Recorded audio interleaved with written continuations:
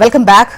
ఇవాళ కేంద్ర బడ్జెట్ ప్రవేశపెట్టనున్నారు ఆర్థిక మంత్రి నిర్మలా సీతారామన్. ఆశల పల్లకి లాంటి బడ్జెట్, అందరి ఆశలు ఇప్పుడు ఈ బడ్జెట్ పైనే ఉంది.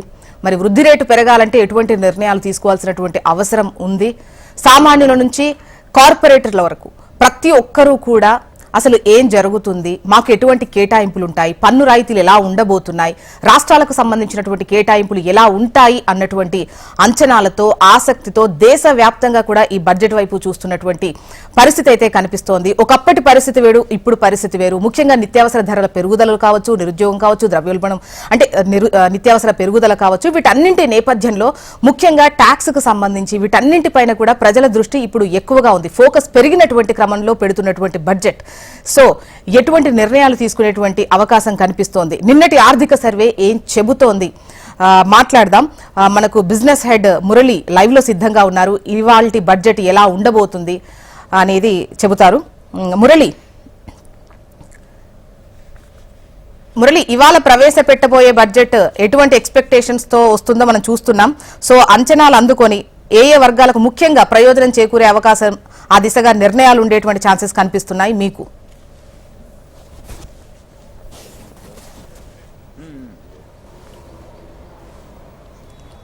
మురళి, వినిపిస్తోందా?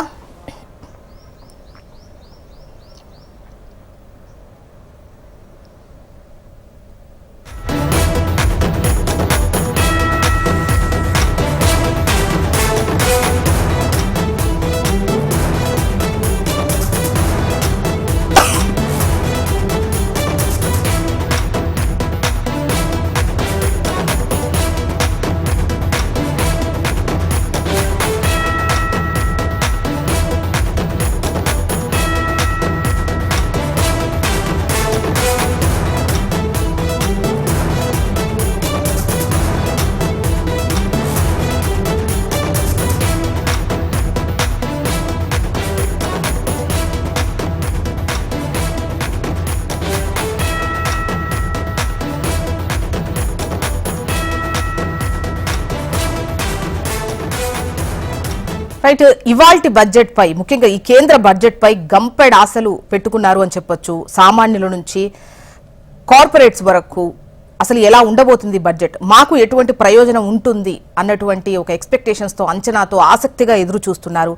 పన్నుల రాయితీ ఏ విధంగా ఉంటుంది, పరిశ్రమలు కూడా పెద్ద ఎత్తున ఆశలు పెట్టుకుంటున్నటువంటి క్రమం కనిపిస్తోంది.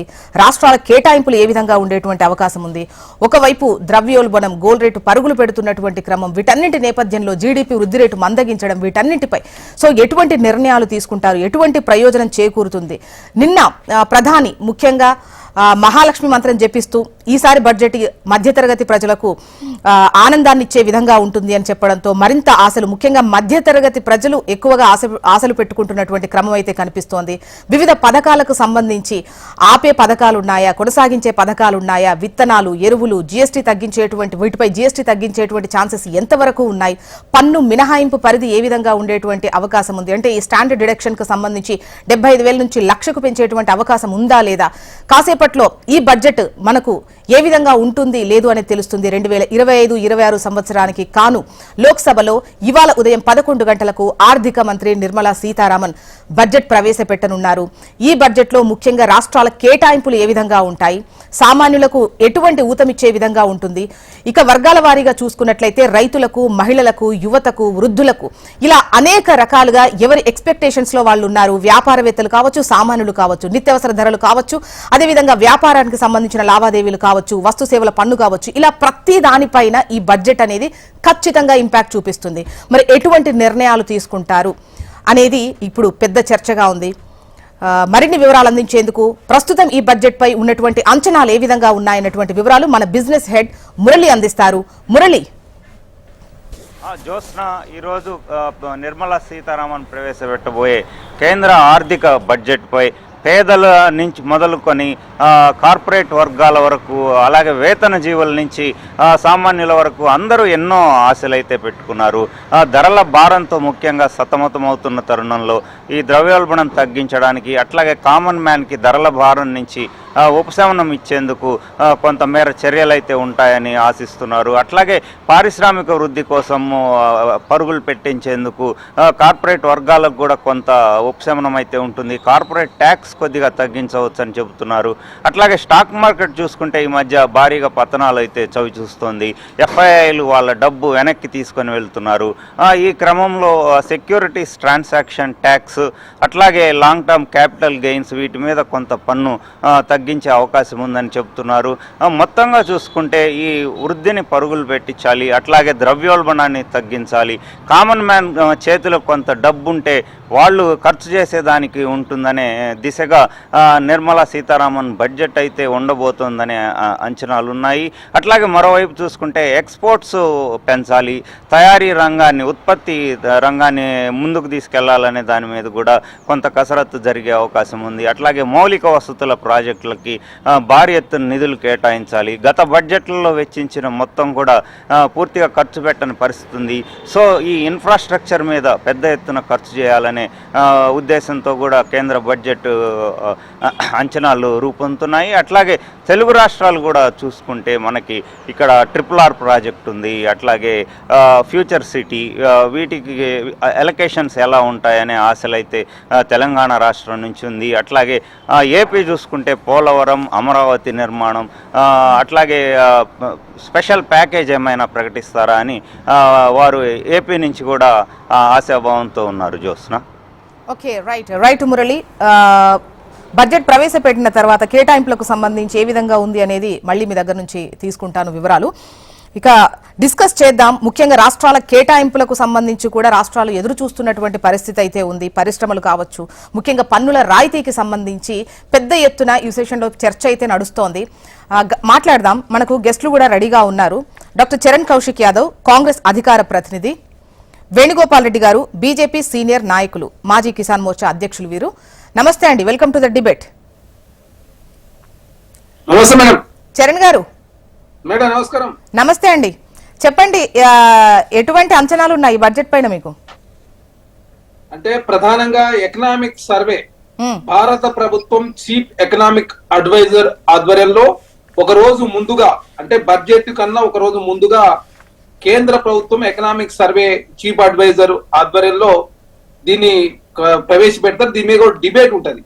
అదే కాకుండా ఇది ఎకనామిక్ సర్వే ప్రవేశపెట్టిన తర్వాత ప్రధానమంత్రి గారు మీడియాతో కూడా మాట్లాడతారు. ఇది ఆనవాయితీ అక్కడ. అదే రాష్ట్రంలో అయితే ఈ కరపత్ర రూపంలో బడ్జెట్ తో పాటు ప్రవేశపెడతారు. ప్రధానంగా నరేంద్ర మోడీ గారు ప్రధానమంత్రి అయిన తర్వాత 15 సంవత్సరాల కాలంలో జీడిపి, భారతదేశ జీడిపి 8.2%, జీడిపి 6.2% తగ్గడంతో 2% అంటే 4 సంవత్సరాల కనిష్ట స్థాయికి తగ్గడంతో ప్రధానంగా మొదటి నుంచి చాలా ఎక్స్పర్ట్ చెప్తా ఉన్నా కూడా భారత ప్రభుత్వం పట్టించుకోకపోవడం మూలంగా ఆనాడు వాళ్ళు చెప్పింది ఇప్పుడు నిజం అవుతా ఉందని చాలా స్పష్టంగా కనపడుతుంది. ఎందుకంటే మధ్యతరగతి ఆదాయం గణనీయంగా తగ్గడంతో, అదే కాకుండా కార్పొరేట్ లాభాలు నిఫ్ట్ లో ఉన్నటువంటి కంపెనీల ఆదాయం 400% పెరిగినప్పటికీ కూడా వాళ్ళు పెంచినటువంటి జీతాల పర్సంటేజీ 0.82 నుంచి 5% మాత్రమే, అంటే అతి తక్కువ పెంచడం తోటి. అదే ఇన్ఫ్లేషన్ రేటు 7% ఉంటే వాళ్ళకి అత్యధికంగా పెరిగిన జీతాలు 5% మాత్రమే. దాంతో మధ్యతరగతి ఆదాయం ప్రధానంగా గణనీయంగా తగ్గడంతో దాని ఎఫెక్ట్ జీడిపి పడదని చెప్పేసి చాలా స్పష్టంగా ఎకనామిక్ సర్వే గుర్తించింది. అదే కాకుండా 2019లో కార్పొరేట్ ట్యాక్స్ 10% తక్కువ చేయడం తోటి 1,86,000 కోట్ల రూపాయలు భారత ప్రభుత్వం రావాల్సిన అమౌంట్ రాకపోవడం మూలంగా, అదేవిధంగా ఖర్చు పెట్టాల్సినటువంటి అమౌంట్ ఖర్చు పెట్టని పరిస్థితి. వాళ్ళు ఏమనుకున్నారు, 1,86,000 కోట్ల రూపాయలు కార్పొరేట్ మీద చేస్తే వాళ్ళు కొత్తగా కంపెనీలు పెట్టి ఎంప్లాయ్మెంట్ క్రియేట్ చేస్తున్నారు వాళ్ళని, కానీ వాళ్ళకి కంపెనీ పెట్టలేదు, ఎంప్లాయ్మెంట్ క్రియేటే కాలేదు. కాబట్టి ఈసారి ఎకనామిక్ సర్వే ఇవన్నీ కూడా గుర్తించింది. కాబట్టి మొదటి నుంచి ఎవరైతే ఎకనామిక్స్ చెప్తా ఉన్నారో, నరేంద్ర మోడీ గారు ప్రధానమంత్రి అయినప్పటి నుంచి చెప్తా ఉన్నా కూడా ఇప్పటివరకు పట్టించుకోలేదు. కానీ ఈసారి మాత్రం ఎకనామిక్ సర్వే చాలా స్పష్టంగా మధ్యతరగతి ఆదాయం గణనీయంగా తగ్గడం, కార్పొరేట్లకు ట్యాక్స్ తక్కువ చేయడం తోటి వాళ్ళ వల్ల ఎంప్లాయ్మెంట్ క్రియేట్ కాలేదని, అదే కాకుండా ఎంప్లాయ్మెంట్ క్రియేట్ కాలేదు, అదే కాకుండా ప్రొడక్షన్ క్రియేట్ కాలేదు, అదే కాకుండా జీతాలు పెంచలేదు. కాబట్టి మధ్యతరగతి ఆదాయం గణనీయంగా తగ్గడంతో జీడిపి 4 సంవత్సరాల కనిష్ట స్థాయికి పడిపోయిందని చెప్పేసి ఎకనామిక్ సర్వే చాలా స్పష్టంగా ప్రకటించింది. కాబట్టి మధ్యతరగతి ప్రోత్సాహకరంగా ఉండాలని చెప్పేసి ఎకనామిక్ సర్వే అంటే అంచనా వేస్తా ఉంది. దానిలో భాగంగా ఇప్పుడున్నటువంటి ట్యాక్స్ రేట్లు 20 నుంచి 30%, దాన్ని 25% కుదించే విధంగా ఉండొచ్చు అని చెప్పేసి చెప్తా ఉన్నారు. ప్రధానమంత్రి గారు కూడా నిన్న మీడియా సమావేశంలో మాట్లాడినప్పుడు లీక్లు ఇచ్చినటువంటి పరిస్థితి. కాబట్టి మధ్య తరగతి ఆదాయం పెంచుకునే ప్రయత్నంలో కావచ్చు, మధ్యతరగతి ప్రోత్సాహకాలు ఇచ్చే ప్రయత్నంలో ప్రభుత్వం ముందుకు పోతున్నా కనపడతా ఉంది. ఎందుకంటే జీడిపి సార్ 2003లో జీడిపిలో కార్పొరేట్ కరోనా తర్వాత తక్కువగా నమోదవడం ఇదే ఫస్ట్ టైం అయినప్పటికీ ప్రపంచంలో వివిధ దేశాల పరిస్థితి కూడా చాలా ఆందోళనకరంగానే ఉంది. వాళ్ళతో కంపేర్ చేస్తే బెటర్ గానే ఉంది. ఇదంతా అనుసంధానమై జరిగేటువంటి ప్రక్రియ కాబట్టి సో మనం బెటర్ పొజిషన్ లోనే ఉన్నాము అని చెప్తోంది ప్రభుత్వం. లేదు మేడం, కార్పొరేట్ ఇండియా బాగా లాభం జరిగింది. కార్పొరేట్ ఇండియాకు బాగా లాభం జరిగినప్పుడు కూడా 15 సంవత్సరాలు ఏనాడు పొందని విధంగా లాభం జరిగింది. 2008 తర్వాత ఎప్పుడు ఇంత మొత్తం రాలేదు. 2008 తర్వాత ఇంత జీడిపిలో 2003లో జీడిపిలో కార్పొరేట్ల లాభం 2.1% ఉంటే 2024 వచ్చేసరికి 4.8%, అంటే 2.7% కార్పొరేట్ లాభాలు పెరిగినప్పటికీ కూడా వాళ్ళు జీతాలు పెంచకపోవడం మూలంగా మధ్యతరగతి ఆదాయం గణనీయంగా తగ్గడంతో మధ్యతరగతి వాళ్ళు కట్టే ట్యాక్స్లేమో వాళ్ళ పర్సనేజ్ కార్పొరేట్ తో పోల్చినట్టు ఎక్కువగా ఉంటుంది. కానీ కార్పొరేట్ లాభాలు ఎక్కువ ఉండే కానీ వాళ్ళు కట్టే ట్యాక్స్ తక్కువ ఉండడం మూలంగా భారతదేశానికి రావాల్సిన ఆదాయం కోల్పోయిన పరిస్థితి, దాంతో జీడిపి పతనమైనది చాలా స్పష్టంగా ఎకనామిక్ సర్వే ఇప్పుడైనా గుర్తించినందుకు చాలా సంతోషం వ్యక్తం చేస్తా ఉన్నాం. ఎందుకంటే ఎకనామిక్స్ సర్వే ఇంత ముందు గుర్తించలేదు, చాలా సార్లు చెప్తున్నప్పుడు కూడా పడుచుకున్న పాపాన పోలే. కానీ ఇప్పుడు పడుచుకొని మధ్యతరగతి ఆదాయం పెంచితే తప్ప ఈ జీడిపి పెరగదు, కార్పొరేట్లు జీతాలు పెంచలేరు అనేది చాలా స్పష్టంగా ఎకనామిక్ సర్వే గుర్తించింది. కాబట్టి ఇప్పుడు ఆ ఎకనామిక్ సర్వే చెప్పిన ప్రకారం చేస్తే కనీసం జీడిపి పెరిగే అవకాశం ఉంది. 8% జీడిపి లేకుండా ఈ దేశం అగ్రగామిగా నిలవలేదని చెప్పేసి ఎకనామిక్ సర్వే చాలా స్పష్టంగా ప్రకటించింది. కాబట్టి అదే కాకుండా నిఫ్టీలో 500 కంపెనీల ఆదాయం మేడం నీకు 400% లాభాలు పెరిగినాయి. అదే కాకుండా అదాని ఆదాయం 2000% పెరిగిందని చెప్పేసి ఎకనామిక్ సర్వే చెప్పింది. 20 రేట్లు అదాని ఆదాయం పెరిగితే అదాని పర్ డే 1600 కోట్ల రూపాయల వారి ఆదాయం ఈ దేశంలో 23 కోట్ల మందికి 375 రూపాయలు మాత్రమే ఉందని చెప్పేసి ఇది భారీ వ్యత్యాసం, ఇది దేశ విఘాతానికి దారితీస్తుందని చెప్పేసి ఎకనామిక్ సర్వే గుర్తించిందంటే చాలా స్పష్టంగా దేశంలో అసమానతలు ఏ విధంగా పెరుగుతున్నాయి మనం అర్థం చేసుకోవాలి. అదే కాకుండా ఇక్కడ ఏం చెప్పింది, robust profit, moderate wages, SBI team research SIM చాలా స్పష్టంగా ప్రకటించింది. ఏమని చెప్పిందంటే 4000 రిజిస్టర్ కంపెనీలు చూస్తే 17% 2023 ఉంటే ఇప్పుడు 24 వస్తే 13%, అంటే ఏకంగా 4% తగ్గినటువంటి పరిస్థితి. వేతన జీవుల యొక్క జీతాలు పెంచకపోవడం మూలంగా ప్రధానంగా ఆర్థిక వ్యవస్థ కుదేలైందని చెప్పి చాలా స్పష్టంగా ప్రకటించింది. అదే కాక ప్రజల చేతిలో ఆదాయం పెరిగితే ఎకనామిక్ పెరుగుదలకు అంటే బూస్టింగ్ అవుతుంది. కాబట్టి మధ్యతరగతి చేతిలో ఆదాయం ఉండాలని చెప్పేసి ఎకనామిక్ సర్వే గుర్తించింది. అదే కాకుండా క్యాపిటల్ కి లేబర్ కి మధ్య ఇంత వ్యత్యాసం ఉంటే ఎకానమీ దెబ్బతింటుందని కూడా చాలా స్పష్టంగా ఎకనామిక్ సర్వే గుర్తించింది. అదే కాకుండా ప్రైవేట్ లో జీతాలు మేడం 0.8% నుంచి 5.4% మాత్రమే పెరిగింది 4 సంవత్సరాల కాలంలో. కానీ ఇన్ఫ్లేషన్ ద్రవ్యోల్బణం 5.7 రేటు ఉందని చెప్పేసి ఎకనామిక్ సర్వే గుర్తించింది. అదే కాకుండా లిస్టెడ్ కంపెనీలో 400% లాభాలు పెరిగినాయని చెప్పేసి చాలా స్పష్టంగా ప్రకటించింది. అదే కాకుండా ఎంప్లాయ్మెంట్ క్రియేట్ చేసింది మాత్రం ఇక్కడ ప్రాఫిట్స్ మార్జిన్ 22.3% ఉంటే ఎంప్లాయ్మెంట్ క్రియేట్ చేసింది మాత్రం 1.5% మాత్రమే. అంటే వీళ్ళు లాభాలు తీసుకుంటా ఉన్నారు కానీ ఉద్యోగాలు క్రియేట్ చేస్తలేరు, జీతాలు పెంచలేరు. ప్రభుత్వానికి కట్టాల్సినటువంటి ట్యాక్స్లు కార్పొరేట్ ట్యాక్స్ 10% తక్కువ చేయడంతో ప్రభుత్వానికి కూడా వచ్చే ఆదాయం 1,86,000 కోట్ల రూపాయలు ఆదాయం కోల్పోయిందని చెప్పి చాలా స్పష్టంగా. ఒకసారి వేణుగోపాల్ రెడ్డి గారు వర్షం తీసుకుంది. వేణుగోపాల్ రెడ్డి గారు ప్రస్తుత ఈ పరిస్థితికి జీడిపి మందగించడానికి కావచ్చు, వీటన్నింటికి మధ్య తరగతి ఇబ్బందులు కావచ్చు, ద్రవ్యోల్బణం కావచ్చు, వీటన్నింటికి కారణం కార్పొరేట్లకు అనుకూలంగా ఉండేటువంటి విధానాలు మీరు అవలంబించడమే. ఈవెన్ అంటే వచ్చినటువంటి ఈ పర్సంటేజ్ లెక్కలు కూడా చూసినట్లయితే జిఎస్టీ నుండి వచ్చినటువంటివి కావచ్చు, వేతన జీవుల ట్యాక్స్ నుంచి వచ్చినవి కావచ్చు, వీటన్నింటి లెక్కల్లో చూస్తే కార్పొరేట్లకు సంబంధించి కట్టినవి కావచ్చు 12% నుండి 0.5% కు పడిపోవడం అనేది కూడా ఇది క్లియర్ గా లెక్క చూపిస్తోంది ప్రజలకు. సో మీ కార్పొరేట్లకు అనుకూల విధానాలు అంటూ ఉన్నాయి ప్రతిపక్షాలు.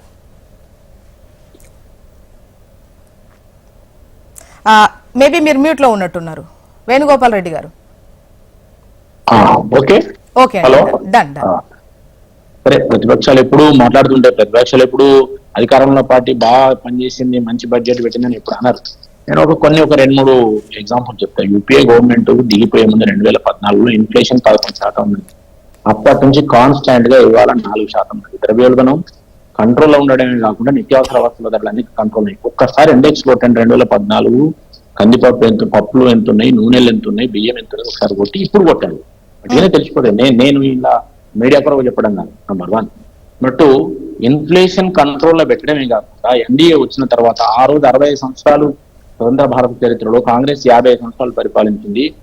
10,48 కోట్ల ఆదాయం ట్యాక్స్ ఆదాయం దేశానికి. కానీ ఇవాళ 40 లక్షల కోట్ల ఆదాయం దేశానికి. ఎక్కడి నుంచి వచ్చింది? ట్యాక్సెస్ యొక్క రాలేదు.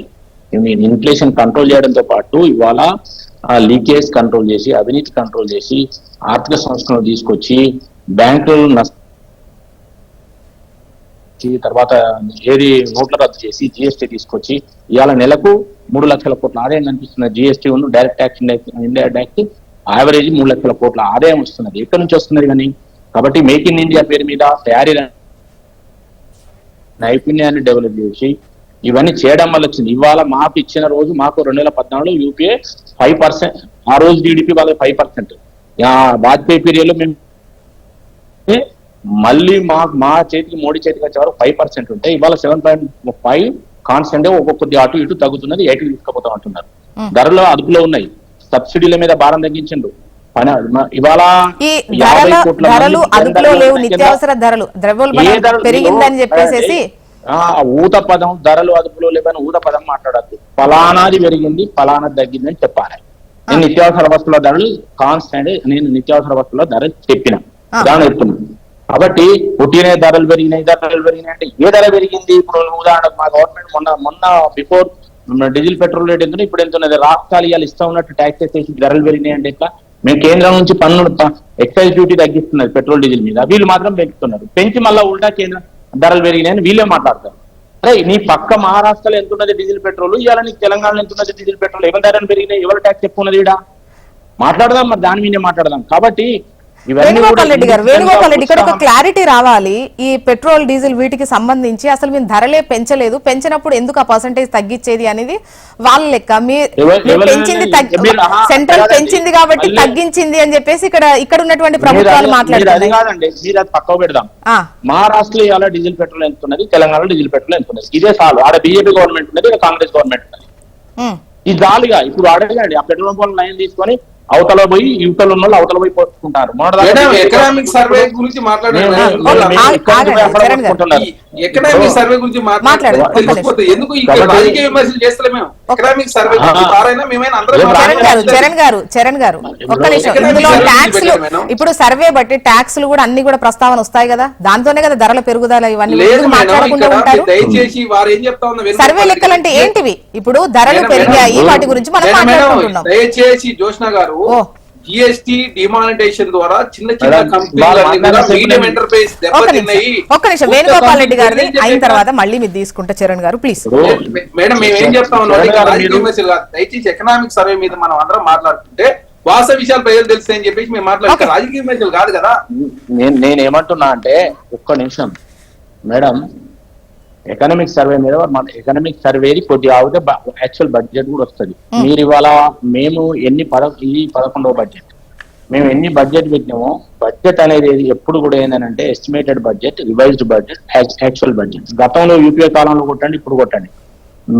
మేము పెట్టిన దాంట్లో యాక్చువల్ బడ్జెట్ రీచ్ అయింది. ఇవాళ బడ్జెట్ ఎంత పెట్టినామో ఎస్టిమేటెడ్ బడ్జెట్, మళ్ళీ రివైజ్డ్ బడ్జెట్ తో పాటు యాక్చువల్ బడ్జెట్ 100%, 105% రీచ్ అయింది. కానీ కాంగ్రెస్ యూపీఏ కాలంలో ఒక్క 10 బడ్జెట్ లో ఒక్క బడ్జెట్ అయినట్టు గూగుల్లో కొట్టినట్టు మీరు కనిపిస్తుంది. ఇప్పుడు ఒక్కడు కూడా రీచ్ కాలేదు.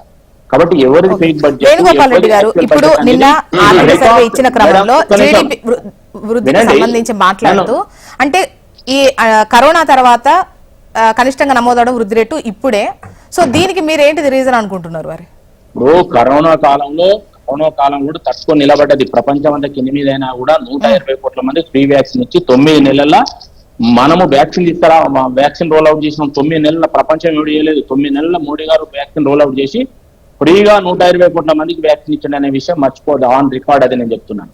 అప్పుడు మీకు ఇక్కడ చెప్తున్నా, ఎరువులు రైతుల విషయం తీసుకుంటే ఎరువులకు ఎక్కడి దుబాయ్ పోయి యూరియా తయారు చేసి ఇక్కడ తీసుకొచ్చాం. నీకు లేబర్ దొరకకున్నా కూడా నీకు ఏ కెమికల్ మన ఫర్టిలైజర్స్ రేట్ పెరగనీయలేదు రైతులకు. కాబట్టి అన్ని కంట్రోల్ ఉన్నాయి.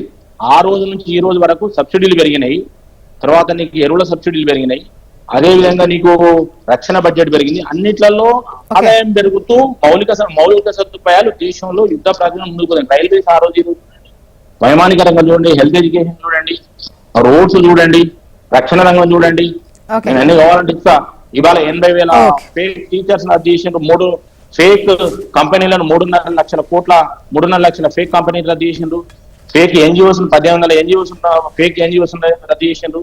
ఇవాళ 50 కోట్ల జన్ధన్ యోజన స్టార్ట్ అయ్యి ఇవాళ మొత్తం కూడా డైరెక్ట్ బెనిఫిట్ కింద ఇవాళ పేదలకు సబ్సిడీ 50 కోట్ల జన్ధన్ ఖాతాలు ఓపెన్ అయ్యి వాళ్ళకు పేదలకు ఇప్పుడు ఏదైతే ఉపాధి హామీ కావచ్చు, గ్యాస్ కావచ్చు, ఇతరత్ర కావచ్చు అన్ని కూడా డైరెక్ట్ అకౌంట్ లోకి వెళ్ళిపోతున్నాయి. ఇవాళ అంటే డెవలప్మెంట్ జరగందే మూడోసారి మోడీకి ప్రజలు పట్టం కట్టలేదు. కాబట్టి ఇవాళ 10 కోట్ల ఉచిత గ్యాస్ కనెక్షన్ మనం ఇవ్వడం జరిగింది. ఇవన్నీ 12 కోట్ల లాటరీలు నిర్మాణం చేసినాం. ఇవాళ మహిళల యొక్క ఆడపిల్లలు చదువుకునే సంఖ్య పెరిగింది లాటరీన్ కట్టడం వల్ల. స్కూళ్ళలో మేము చెప్తలేం, వాళ్ళే చెప్తున్నారు. ఇట్లా గృహాలు కానీ, లేకపోతే ప్రధానమంత్రి ఫసల్ యోజన కానీ, లేకపోతే ఇవన్నీ కూడా అన్ని కూడా పెంచుకుంటూ పోతున్న ప్రతి రంగంలో ఇవాళ సెల్ఫ్ సస్టైన్ అయ్యేందుకు తీసుకోవడం జరుగుతున్నది. అవినీతి తగ్గింది, పాలసీ అవినీతి తగ్గింది. ఓకే, ఒకసారి బిజినెస్ ఎక్స్పర్ట్ శేషు గారు కూడా జాయిన్ అయ్యారు, వాళ్ళ వర్షన్ తీసుకుందాము. నమస్తే అండి, welcome to the debate. Seshu గారు నమస్తే అండి. నమస్తే అండి, చెప్పండి నిన్నటి ఆర్థిక సర్వే బట్టి ప్రస్తుత పొజిషన్ ఎట్లా ఉంది, అండ్ దీన్ని బట్టి బడ్జెట్ ఎట్లా మనం ఎక్స్పెక్ట్ చేసే ఛాన్స్ కనిపిస్తోంది మీకు? అంటే ఆర్థిక సర్వే పరంగా చూస్తే అంటే ఈ లాస్ట్ కొన్ని రోజులుగా మనకి జీడిపి అనేది తగ్గడం అనేది చూసాము. సో దానికి ఇంతకుముందు వేరే పొలిటికల్ అనుకుంటాను వాళ్ళు చెప్పడం ఏంటి అంటే సో బీజేపీ గవర్నమెంట్ సరిగా లేదు అన్నట్టుగా, అంటే పాలసీస్ సరిగా లేవు అన్నట్టుగా మాట్లాడుతున్నారు. యా, సో అది కాదండి. రీజన్ పరంగా చెప్పాలి అంటే ఏమవుతుందంటే మన ఎకానమీ అనేది కోవిడ్ తర్వాత వి షేప్ రికవరీ అంటాం.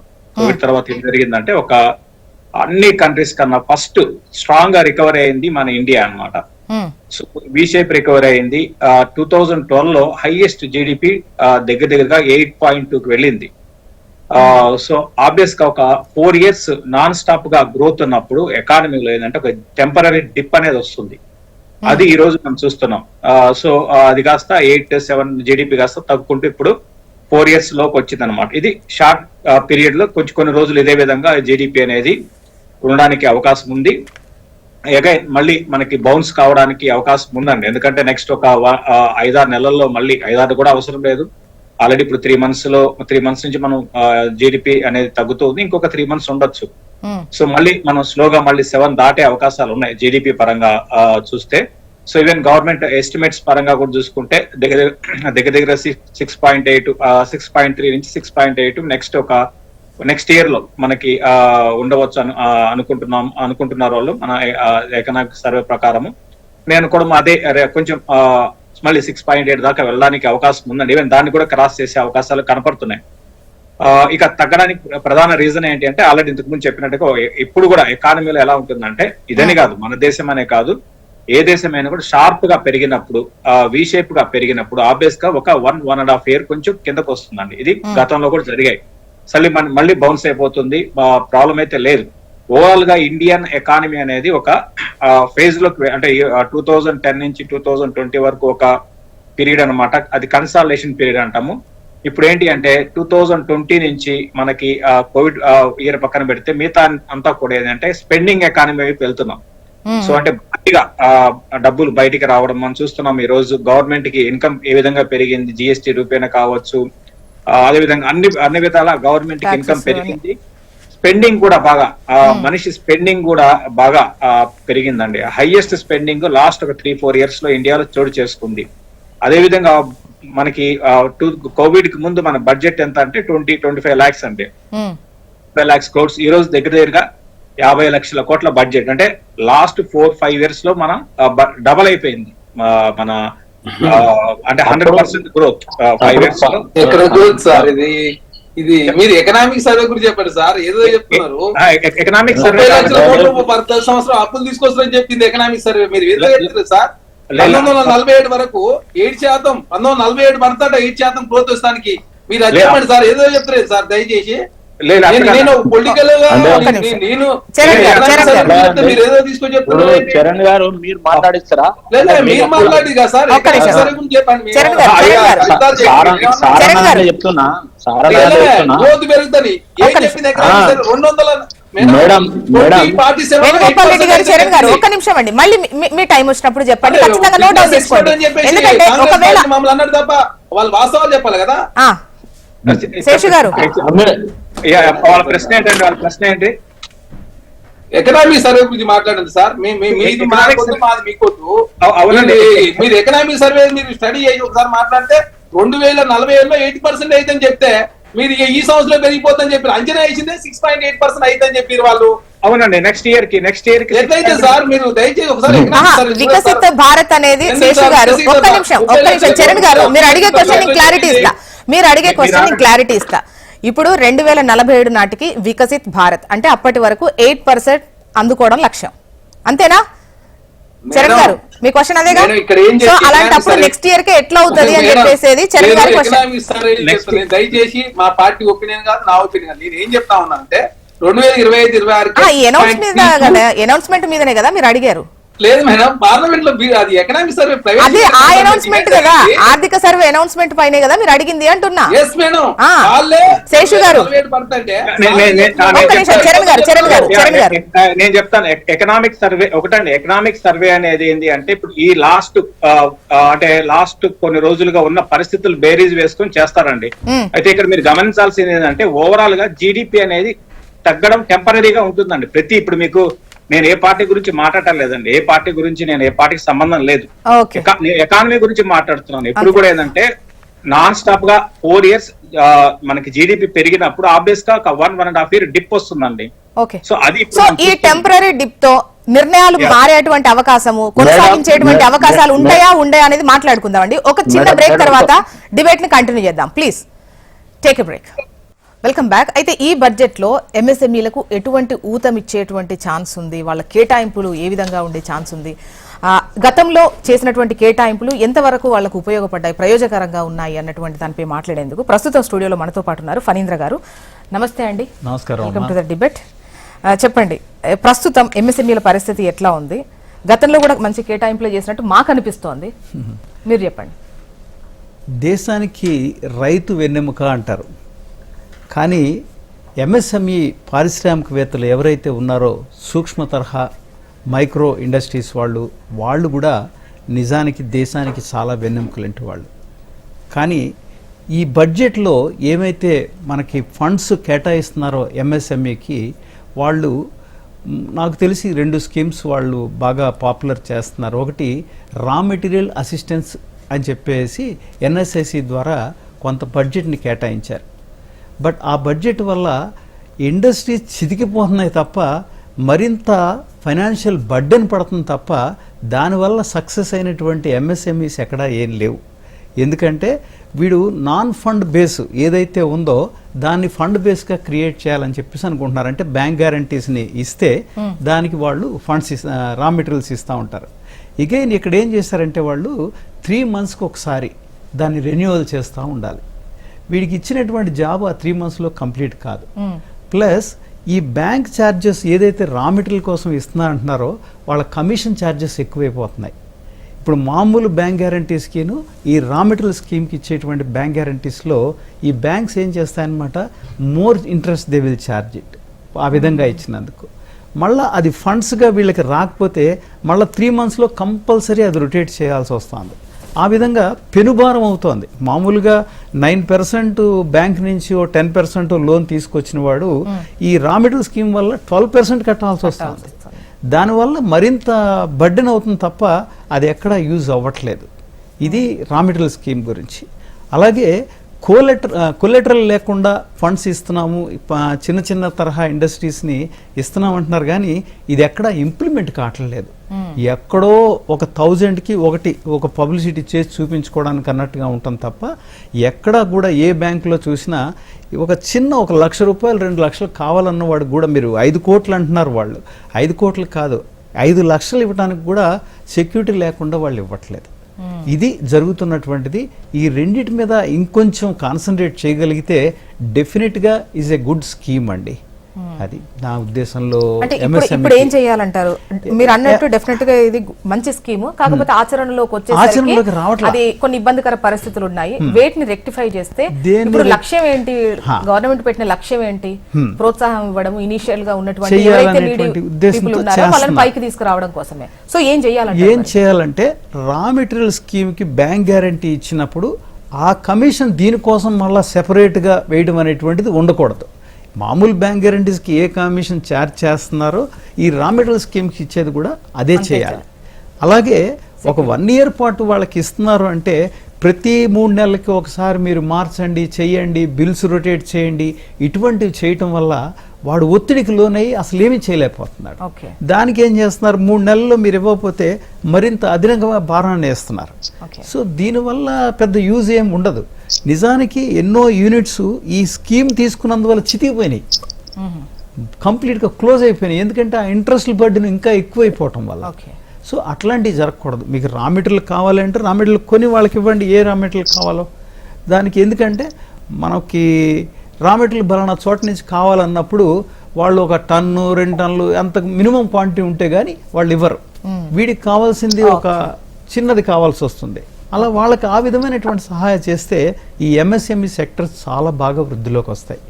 అది నా యొక్క సలహా. యాక్చువల్గా దీన్ని చేస్తే బాగుంటుంది. ఓకే శేషు గారు, ఇంతకుముందు మనం అనుకున్నట్టు, అంటే మీరు అంటున్నారు ఇది టెంపరరీ డిప్ అని. సో దీన్ని కూడా, అంటే ఇందులో నుండి బయటపడాలంటే కూడా పలు నిర్ణయాలు తీసుకోవాల్సినటువంటి అవసరం ఉంది, లేదా కంటిన్యూస్ ప్రాసెస్ లో ఇది క్లియర్ అయ్యే ఛాన్సెస్ ఉంటాయా?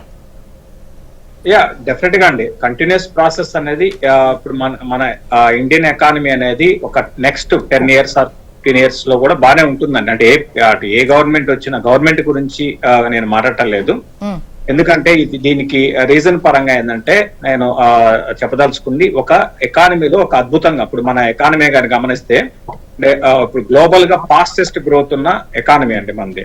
గ్లోబల్ గా ఫ్యూ కంట్రీస్ ఉంటే అందులో మనది ఫస్ట్ ఉంది. తర్వాత ఇంతకుముందు ఆల్రెడీ చెప్పినట్టు ఒక 2020కి ముందు ఇప్పటికి డబల్ అయిపోయింది బడ్జెట్.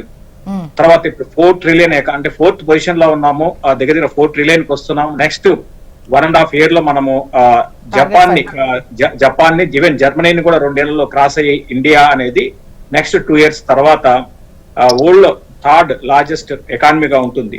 అయితే పర్ క్యాపిటల్ ఇన్కమ్ పెరగటం లేదండి. పర్ క్యాపిటల్ ఇన్కమ్ మనం ఇంకా, ఎందుకంటే పాపులేషన్ పరంగా మనకి చాలా పెద్ద ఎత్తున, అంటే 140 కోట్ల పాపులేషన్ ఉంది కాబట్టి పర్ క్యాపిటల్ ఇన్కమ్ ఒకటి పెరగటం లేదు. మనం కానీ గమనిస్తే మీకు కొన్ని డేటాస్ చెప్తాను. కన్స్యూమర్ స్పెండింగ్ అనేది బాగుంది. ఇప్పుడు air traffic, for example air traffic అంటే ఫ్లైట్లు తిరిగే వాళ్ళ సంఖ్య ఎప్పుడు లేని రికార్డు స్థాయిలో మనకి నమోదు చేసుకుంటుందండి. అదేవిధంగా ట్రావెల్ చేసే వాళ్ళ సంఖ్య పెరిగింది. హెల్త్ కేర్ మీద స్పెండింగ్ 8.2% పెరిగింది లాస్ట్ 10 years లో. సో ఇవన్నీ చూసుకుంటే కన్స్యూమర్ అనేది స్పెండింగ్ బాగా ఎక్కువైంది. అయితే లాస్ట్ ఒక 5-6 నెలలుగా కొంచెం తగ్గింది. అయితే ఇది మళ్ళీ గాడిన పడాలంటే కొంచెం మిడిల్ క్లాస్ కి అనుకూలంగా, అంటే వాళ్ళకి ట్యాక్స్ పరంగా కొంచెం తక్కువ, అంటే ట్యాక్స్ ని కొంచెం తగ్గిస్తే మళ్ళీ వాళ్ళు స్పెండింగ్ అనేది చేయడానికి ఉంటుంది. కాబట్టి ఇక్కడ నుంచి, అంటే మనం మామూలుగా అందరు మిడిల్ క్లాస్ ఊహించేది ఏంటంటే బడ్జెట్ లో అందరు కోరుకునేది ఏంటంటే వాళ్ళకి పర్సనల్ గా ట్యాక్స్ పరంగా, వాళ్ళకి ఇన్కమ్ ట్యాక్స్ పరంగా కొంచెం తగ్గుదల గాని ఉంటే బడ్జెట్ లో, మినహాయింపు, పరిమితులు, తగ్గుదల, స్లాబ్ చేంజెస్ ఉంటే వాళ్ళకి కొంచెం ఏంటంటే మళ్ళీ స్పెండింగ్ చేయడానికి కూడా ఉంటుంది అన్నమాట. బట్ ఓవరాల్ గా నేను చెప్పొచ్చేది అంటే, అటు ఇంతకు ముందు వేరే ఎవరు మాట్లాడుతూ ఉన్నారు, సో కంపెనీస్ పనితీరు బాగా మెరుగుపడిందని. ఖచ్చితంగా అండి, కంపెనీస్ పనితీరు ఎందుకు మెరుగుపడుతుందంటే ఆటోమేటిక్ గా ఇప్పుడు రెవెన్యూస్ పెరిగినప్పుడు, ఇప్పుడు ఒక లాస్ట్ ఒక 5-6 ఏళ్లలో భారీగా రెవెన్యూస్ పెరిగాయి. ఇప్పుడు మన ఇండియాలో ఇంకొక ఇంట్రెస్టింగ్ మీకు డేటాస్ చెప్తాను. మెర్సిడెస్ బెంజ్ కి హైయెస్ట్ గ్రోత్ మన ఇండియాలో ఉందండి. ఓకే, అంటే ప్రీమియం కార్స్ కి. అదేవిధంగా ఐఫోన్స్ మన ఇండియాలో 32% గ్రోత్ ఉంది. అంటే మన కన్స్యూమర్ ఖర్చు పెడుతున్నారు. అదేవిధంగా గవర్నమెంట్ కి ఇన్కమ్ గమనిస్తే ఒక జిఎస్టీ మీదే దగ్గరగా నెలకి 2 లక్షల ఇన్కమ్, అంటే ప్రతి మంత్ కూడా పెరుగుతూనే ఉంది. సో ఇవన్నీ కూడా ఏదంటే గవర్నమెంట్ కి ఆ ఇన్కమ్ పెరుగుతుంది. సో దట్ నెక్స్ట్ ఏం చేస్తుంది గవర్నమెంట్, ఇన్ఫ్రా వైపు ఖర్చు పెడుతుంది కూడా, పెట్టాలి కూడా అనమాట. కాబట్టి ఇన్ఫ్రా కూడా ఎక్కువ అలొకేషన్ లాస్ట్ ఇయర్ తో పోల్చుకుంటే ఈసారి ఒక 10 to 12% ఎక్కువ అలొకేషన్ చేసే అవకాశాలు ఈ బడ్జెట్ లో కనపడుతున్నాయి. ఓవరాల్ గా చెప్పాలి అంటే మాత్రం నెక్స్ట్ 1 year మాత్రం కొంచెం కష్టమే. బట్ ఇన్ఫ్లేషన్ కూడా మనం చూస్తే లాస్ట్ ఒక 3 నెలలుగా కొంచెం తగ్గడం స్టార్ట్ అయ్యిందండి. ఇన్ఫ్లేషన్ ఇంకా తగ్గాలి, బట్ ఇన్ఫ్లేషన్ కొంచెం కన్సర్న్ గా ఉంది. ఈ ఇయర్ మనకి మాన్సూన్ బాగున్నా కూడా ఇన్ఫ్లేషన్ ఈ టైంకి బాగా తక్కువ ఉండాలి, బట్ అనుకున్నంత తగ్గలేదు. ఏదేమైనప్పుడు కూడా నేను కూడా ఈ బడ్జెట్ అనేది కొంచెం అంటే నెక్స్ట్ ఒక 1 year మన ఇండియా యొక్క గ్రోత్ ని డెఫినెట్ గా ముందుకు తీసుకెళ్లే విధంగా ఉండే అవకాశాలు ఉంటాయి అనుకుంటున్నాను. ఓకే, చరణ్ గారు మేడం చెప్పండి. ఇక్కడ జిఎస్టి డిమానిటైజేషన్ ద్వారా చిన్న చిన్న కంపెనీలు కావచ్చు, ఎంఎస్ఎంఈ కంపెనీలను కూడా దెబ్బతిని ఓన్లీ అది కూడా కార్పొరేట్ అంటే పెద్ద కంపెనీలో మాత్రం మేలు జరిగిందని కూడా ఎకనామిక్ సర్వే చెప్పింది. అదే కాకుండా ఇక్కడ ప్రధానంగా మధ్యతరగతికి సంబంధించినటువంటి రిఫార్మ్ తీసుకొస్తే తప్ప ఎకానమీ బూస్ట్ కాదని కూడా చాలా స్పష్టంగా ఎకానమీ సర్వే చెప్పింది. కాబట్టి మధ్యతరగతి ప్రజల కోసం ఇప్పుడు కార్పొరేట్లు వాళ్ళ ప్రాఫిట్స్ 400% పెరిగినారు, వాళ్ళేమో జీతాలు పెంచుతారు. మధ్యతరగతి అదే కానీ ఇప్పుడు చెప్పిండు ఏమైంది, బెంజి కారు ₹1 కోట్ల బెంజి కారు పోతుంది కానీ 10 లక్షల కారు పోతుంది, 50 లక్షల ప్లాట్ పోతుంది కానీ 5 కోట్ల బిల్లా పోతుంది. కాబట్టి మధ్యతరగతి ఆదాయం గణనీయంగా తగ్గింది. మధ్యతరగతి కట్టే ట్యాక్స్ ఏమో పెరుగుతా ఉంది, కార్పొరేట్ కట్టే ట్యాక్స్ తగ్గుతా ఉంది, వాళ్ళ ప్రాఫిట్స్ మాత్రం పెరుగుతున్నాయి. కాబట్టి ఇది దేశ విఘాతానికి దారితీస్తానని కూడా, కాబట్టి దీన్ని ఖచ్చితంగా మధ్యతరగతి ప్రయోజనకరంగా ఉండాలని చెప్పేసి ఎకానమీ సర్వే చాలా స్పష్టంగా చెప్పింది. కాబట్టి మధ్యతరగతి ప్రజల ప్రయోజనార్థం ఇన్కమ్ ట్యాక్స్ తక్కువ చేస్తారని చెప్పేసి చర్చ జరుగుతా ఉంది. ఈ రోజు నిర్మలా సీతారామన్ గారు ప్రవేశపెడితే వాస్తవ విషయాలను కూడా బయటకు వస్తాయి. కాబట్టి ఇక్కడ ప్రధాన మధ్యతరగతి ప్రయోజనకరంగా ఉండే విధంగా నిర్ణయాలు తీసుకోవడం మాత్రమే ఎకానమీ బూస్ట్ అవుతుంది అని చెప్పేసి ఎకానమీ సర్వే చెప్పింది. కాబట్టి ఆ దిశగా బడ్జెట్ ఉండాలని చెప్పేసి మేము కాంగ్రెస్ పార్టీకి కోరుతా ఉన్నాం. అదే కాకుండా ఇక్కడ ఏం చెప్పారు, రాష్ట్రపతి ప్రసంగంలో కూడా వాళ్ళు ఏం చెప్పారు, పోలవరానికి సాయం చేస్తామని చెప్పారు. కానీ తెలంగాణకు గురించి మరి రాష్ట్రపతి గారి ప్రసంగంలో తెలంగాణ గురించి ఏమీ కూడా మాట్లాడని పరిస్థితి. మేము కాంగ్రెస్ పార్టీకి ఆల్రెడీ 1,63,000 కోట్లు కేంద్రము ప్రత్యేక సాయం చేయండి, మాకు ఓఆర్ఆర్ కు 45,000 కోట్ల రూపాయలు, మెట్రో రైలుకి 24,000 కోట్ల రూపాయలు, మూసీకి 14,000 కోట్ల రూపాయలు, గోదావరి నుంచి నీళ్లు తీసుకొస్తానికి ఒక 7,440 కోట్ల రూపాయలు, అదే కాకుండా హైదరాబాద్ మహానగరంలో సివరేజ్ ప్లాంట్లకు 17,000 కోట్ల రూపాయలు, వరంగల్ నగరంలో భూగర్భ డ్రైనేజ్ కోసం 4,000 కోట్ల రూపాయలు, ఇట్లా బందర్ నుంచి తెలంగాణకు అదే డ్రై పోర్ట్ నిర్మాణం కోసం 17,000 కోట్ల రూపాయలు ఇవ్వని చెప్తే దాని మీద మాత్రం రాష్ట్రపతి ప్రసంగంలో ఊసేలేదు. అదే కాకుండా కేంద్రం అప్పులు 1,85,000 కోట్ల రూపాయలు, అంటే 185 లక్షల కోట్ల అప్పు చేసిన వ్యక్తి నరేంద్ర మోడీ గారు. ప్రతి సంవత్సరం 30 లక్షల కోట్ల రూపాయలు అప్పు తీసుకొస్తా ఉంది భారత ప్రభుత్వం. 49 లక్షల కోట్ల బడ్జెట్ లో 30 లక్షల కోట్ల రూపాయలు ఎవరైనా ప్రతి సంవత్సరం అప్పు తీసుకొస్తున్నారు. కాబట్టి దీని గురించి కూడా చర్చించాల్సిన అవసరం ఉంటుంది. 30 లక్షల కోట్ల రూపాయలు ప్రతి సంవత్సరం అప్పు దీనిపైన వేణుగోపాల్ రెడ్డి గారు మాట్లాడతారు. వేణుగోపాల్ రెడ్డి గారు దీనిపైన మీరే సమాధానం చెప్తారు. ఒక చిన్న బ్రేక్ తర్వాత మీ వాయిస్ తీసుకుంటారు. వేణుగోపాల్ రెడ్డి గారు చెప్పాలి. ఇంతకుముందు చరణ్ గారు అప్పులకు సంబంధించి మాట్లాడారు, మరోవైపు కార్పొరేట్ల అనుకూల విధానాలు అన్నారు, మధ్యతరగతికి సంబంధించి ఓవరాల్ గా చెప్పాలంటే నిన్న ఆర్థిక సర్వేను ప్రస్తావిస్తూ చేసినటువంటి విమర్శలపై మీ సమాధానం ఎక్స్పెక్ట్ చేస్తున్నా. మేడం, ప్రతి బడ్జెట్ కు ఆర్థిక సర్వే వస్తుంది. తర్వాత బడ్జెట్ పెట్టినాక యాక్చువల్ బడ్జెట్ ఎంత, ఏం అచీవ్మెంట్స్ వచ్చినాయి, బడ్జెట్ లో మనకు డెవలప్మెంట్ ఏమొచ్చింది, వెల్ఫేర్ ఏమొచ్చింది, తర్వాత ఇప్పుడు మనం ఏ విధంగా మళ్ళీ ఫ్యూచర్ కొరకు పెట్టినాం అనేది వస్తుంది. ఆర్థిక సర్వే నేను చూడలేదు. కానీ చాలా ఇప్పుడు ఈ బడ్జెట్ ఆర్థిక అంశాలు కాబట్టి దీనికి ఒక మీరు ఇచ్చిన 2 నిమిషాలు 3 నిమిషాలు చెప్పలేం. కానీ ఒకటే విషయం చెప్తా, 11వ ఆర్థిక స్థాయి నుంచి మన దేశం ఇవాళ 4వ స్థాయికి వచ్చిందని ఈ 10 ఏళ్ల నరేంద్ర మోడీ గారు చెప్పిన ఇది. రెండోది నేను ఏం చెప్తున్నా అంటే, ఇప్పుడు వారు అన్నారు విదేశీ అప్పులు ₹1 కూడా చేయలేదు ఎక్కడన్నా ప్రూఫ్ ఇవ్వను. మోడీ వచ్చిన తర్వాత ఒక ఉదాహరణ, గడ్కరీ ఇచ్చిన ఉదాహరణ చెప్తున్నా. ఆయనకు 150 లక్షల కోట్ల బడ్జెట్ ఇస్తే రోడ్లకు నేను 7.5 లక్షల కోట్లు దేశీయంగా ప్రజల దగ్గర సేకరించిన అని చెప్పిండు, లైవ్ లో చెప్పిండు. అట్లా ఏదన్నా అంటే ఎన్ని అప్పులు అక్యురేట్ ఉన్నాయనేది ఇప్పుడు బడ్జెట్ లో మళ్ళీ రిఫ్లెక్ట్ అవుతుంది. ఏది చేసినా కూడా దేశీయంగానే దాన్ని దేశంలోనే ఇస్తున్నారు. రెండోది ఏంటంటే, మనము ఆదాయం కంటే అప్పులు ఎక్కువ చేయడం లేదు, అది వాళ్ళు గుర్తుపెట్టుకోవాలి. ఆదాయం కంటే 11 సంవత్సరాలు ఇప్పుడు ఆదాయం కంటే అప్పులు ఎక్కువ చేయడం లేదు. తర్వాత మూడోది, దేశానికి ఆర్థిక మంత్రి ఉన్న చిదంబరం గారు ఏం చెప్పిందంటే పార్లమెంట్ లో, డిజిటల్ ట్రాన్సాక్షన్స్ తీసుకొచ్చినప్పుడు ఎంత ఆదాయం పెరిగిందని నేను చెప్తాను. తీసుకొచ్చినప్పుడు ఇక్కడ చదువుకోలేదు జనం, నిరక్షరాస్యులు ఎక్కువ ఉన్నారు ఈ దేశంలో, అది ఉపయోగించలేరని చెప్పారు. కానీ ఆ ట్రాన్సాక్షన్స్ తీసుకొచ్చినాక ఇవాళ కూరగాయలు పళ్ళు అమ్ముకునే వాళ్ళు కూడా అక్కడికి పోతే మీరు ఇవాళ క్యూఆర్ కోడ్ ఉన్నది కొట్టేస్తున్నారు, 30 సెకండ్ల ఇవాళ పని అయిపోతున్నది. 38 లక్షల కోట్లు ఈ 10 సంవత్సరాలలో డైరెక్ట్ బెనిఫిట్ కింద ట్రాన్సాక్షన్ చేసిండ్రు. తర్వాత డైరెక్ట్ ట్రాన్సాక్షన్ కావడం వల్ల ఏమిటంటే బయట మనీ పెరుగుతున్నది. ఆ రోజు 3.79 లక్షల 3,79,00,000 ట్యాక్స్ పేయర్స్ 2014 మోడీ వచ్చే వరకు ఇవాళ 10 కోట్ల మంది డైరెక్ట్ ఇన్కమ్ ట్యాక్స్ కట్టే ట్యాక్స్ పేయర్స్ ఎత్తు వచ్చిందండి. లీకేజ్ కంట్రోల్ చేసి ఎక్కువ లైన్ లో పట్టుకొచ్చి పెట్టింది, ప్రజల మీద పనులు లేదు. జిఎస్టీ తీసుకొచ్చినాక కూడా లైసెన్స్ తీసుకునే వాళ్ళు ట్యాక్స్ పేయర్స్ పెరిగింది. కాబట్టి ట్యాక్స్ కొట్టే వాళ్ళందరూ కూడా ఒక రిఫార్మ్స్ తీసుకొచ్చి లైన్ లో పెట్టడం వల్ల ఆదాయం పెరిగింది. సరే ఇవాళ ఇండస్ట్రీస్ మీద చెప్తున్నారు, కొందరు దాని మీద అన్నింటి చెప్తున్నారు. ఎక్కడ దేని మీద చెప్పినా కూడా మీరు ఎంత టైం చేస్తే అన్నింటి మీద నా రిపోర్ట్స్ నేను చెప్పగలుగుతాను. ఇవాళ మనం డిఫెన్స్ కు 6 లక్షల కోట్లండి ఇవాళ బడ్జెట్ లో కేటాయించినాం, పోయినసారి కేటాయించినాము. అసలు యూపీఏ కాలంలో బడ్జెట్ ఎంతనో చూసాను మీరు, 1 లక్ష కోట్లు పెడితే మహా ఎక్కువ. అప్పుడు ఆ రోజు బడ్జెట్ నరేంద్ర మోడీ ఇచ్చారు 15 లక్షల కోట్ల బడ్జెట్, ఏది యూపీఏ 2014 పెట్టిన బడ్జెట్, లాస్ట్ బడ్జెట్ నేను చెప్తున్నా.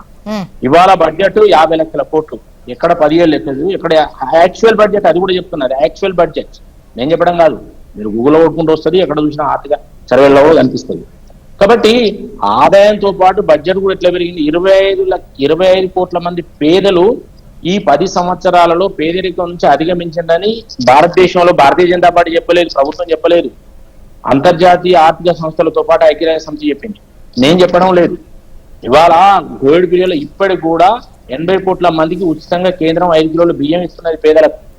ఎక్కడ కూడా ఆకలి చావులు కానీ, లేకపోతే పేదరికం పెరగడం కానీ, లేకపోతే నిరుద్యోగం పెరగడం కానీ లేదు. నిరుద్యోగం అంటే గవర్నమెంట్ ఉద్యోగాలు లెక్కేస్తున్నారు. ఎంత మీరు ఉద్యోగాలు లెక్కేసినా మొత్తం జనాభాలో 4 to 5 private and government sector ఎప్పుడైనా ఉండేది ఏది ఉద్యోగస్తులు.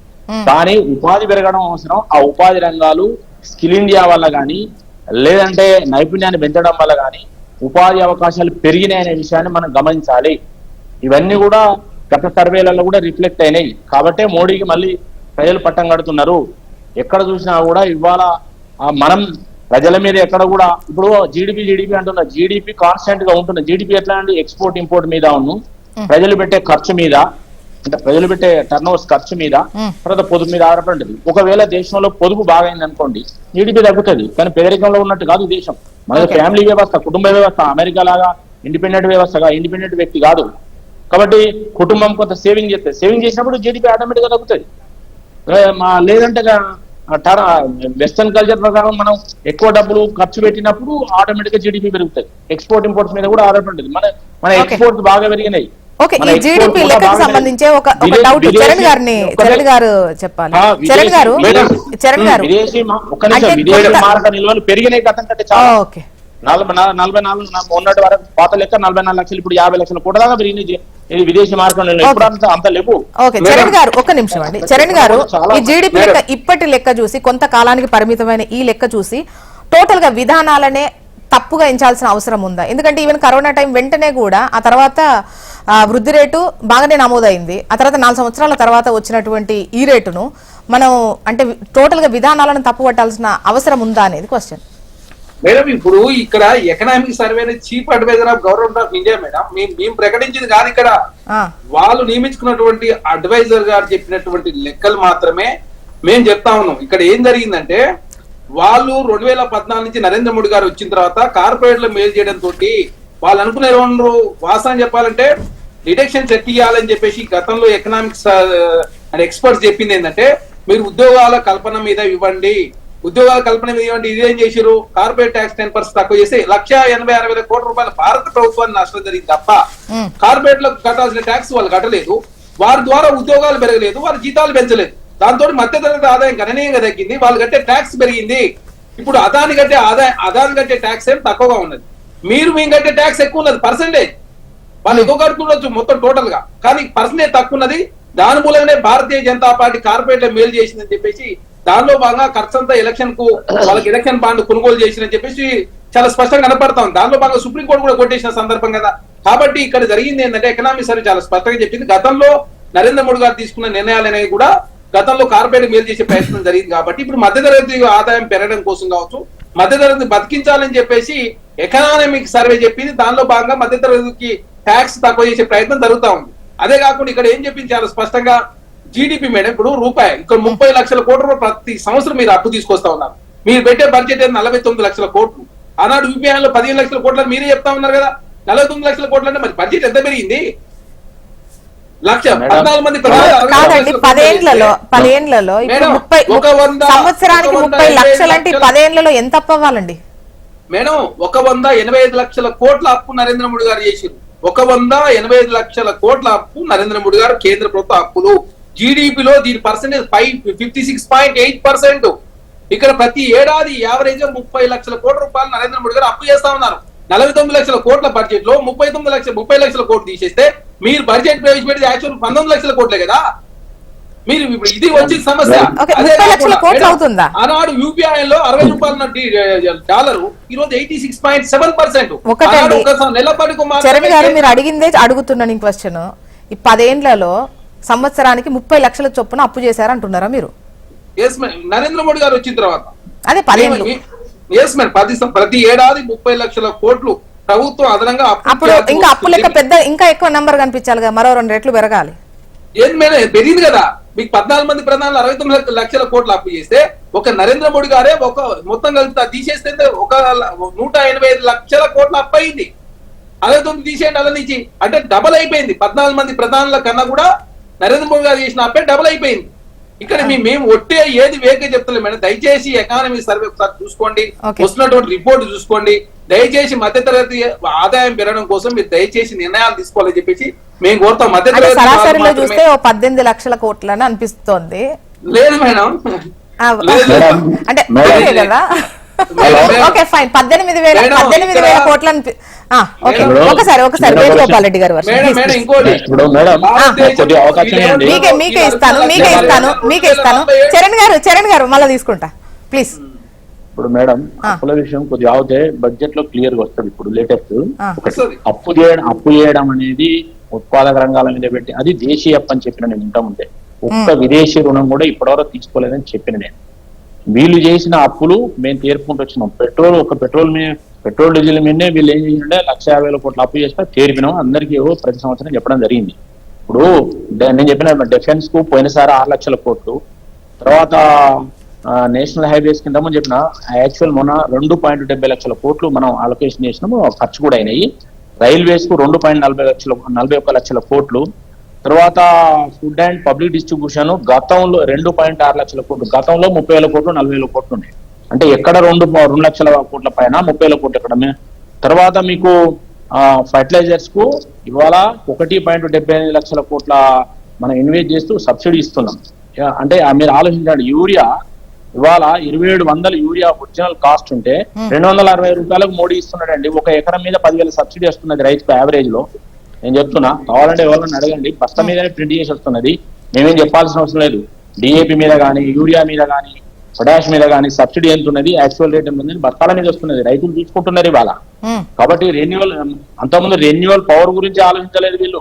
ఇలా రెన్యువల్ పవర్ గురించి నరేంద్ర మోడీ ఇలా ముందు తీసుకొచ్చి రెన్యువల్ పవర్ 1,00,000 మెగావాట్ల విద్యుత్తును ఇవాళ రెన్యువల్ పవర్ మీద ఇన్వెస్ట్ చేసి వాళ్ళ దాన్ని జనరేట్ చేయడం జరుగుతున్నది. దానివల్ల ఎంత మనకు ఇన్ఫ్లేషన్ తగ్గుతుందో ఏందో ఒకసారి మీరు ఆలోచించాలి. తర్వాత రూరల్ డెవలప్మెంట్ కు 1,60,000 కోట్లు పెట్టింది మొన్నటి బడ్జెట్ లో.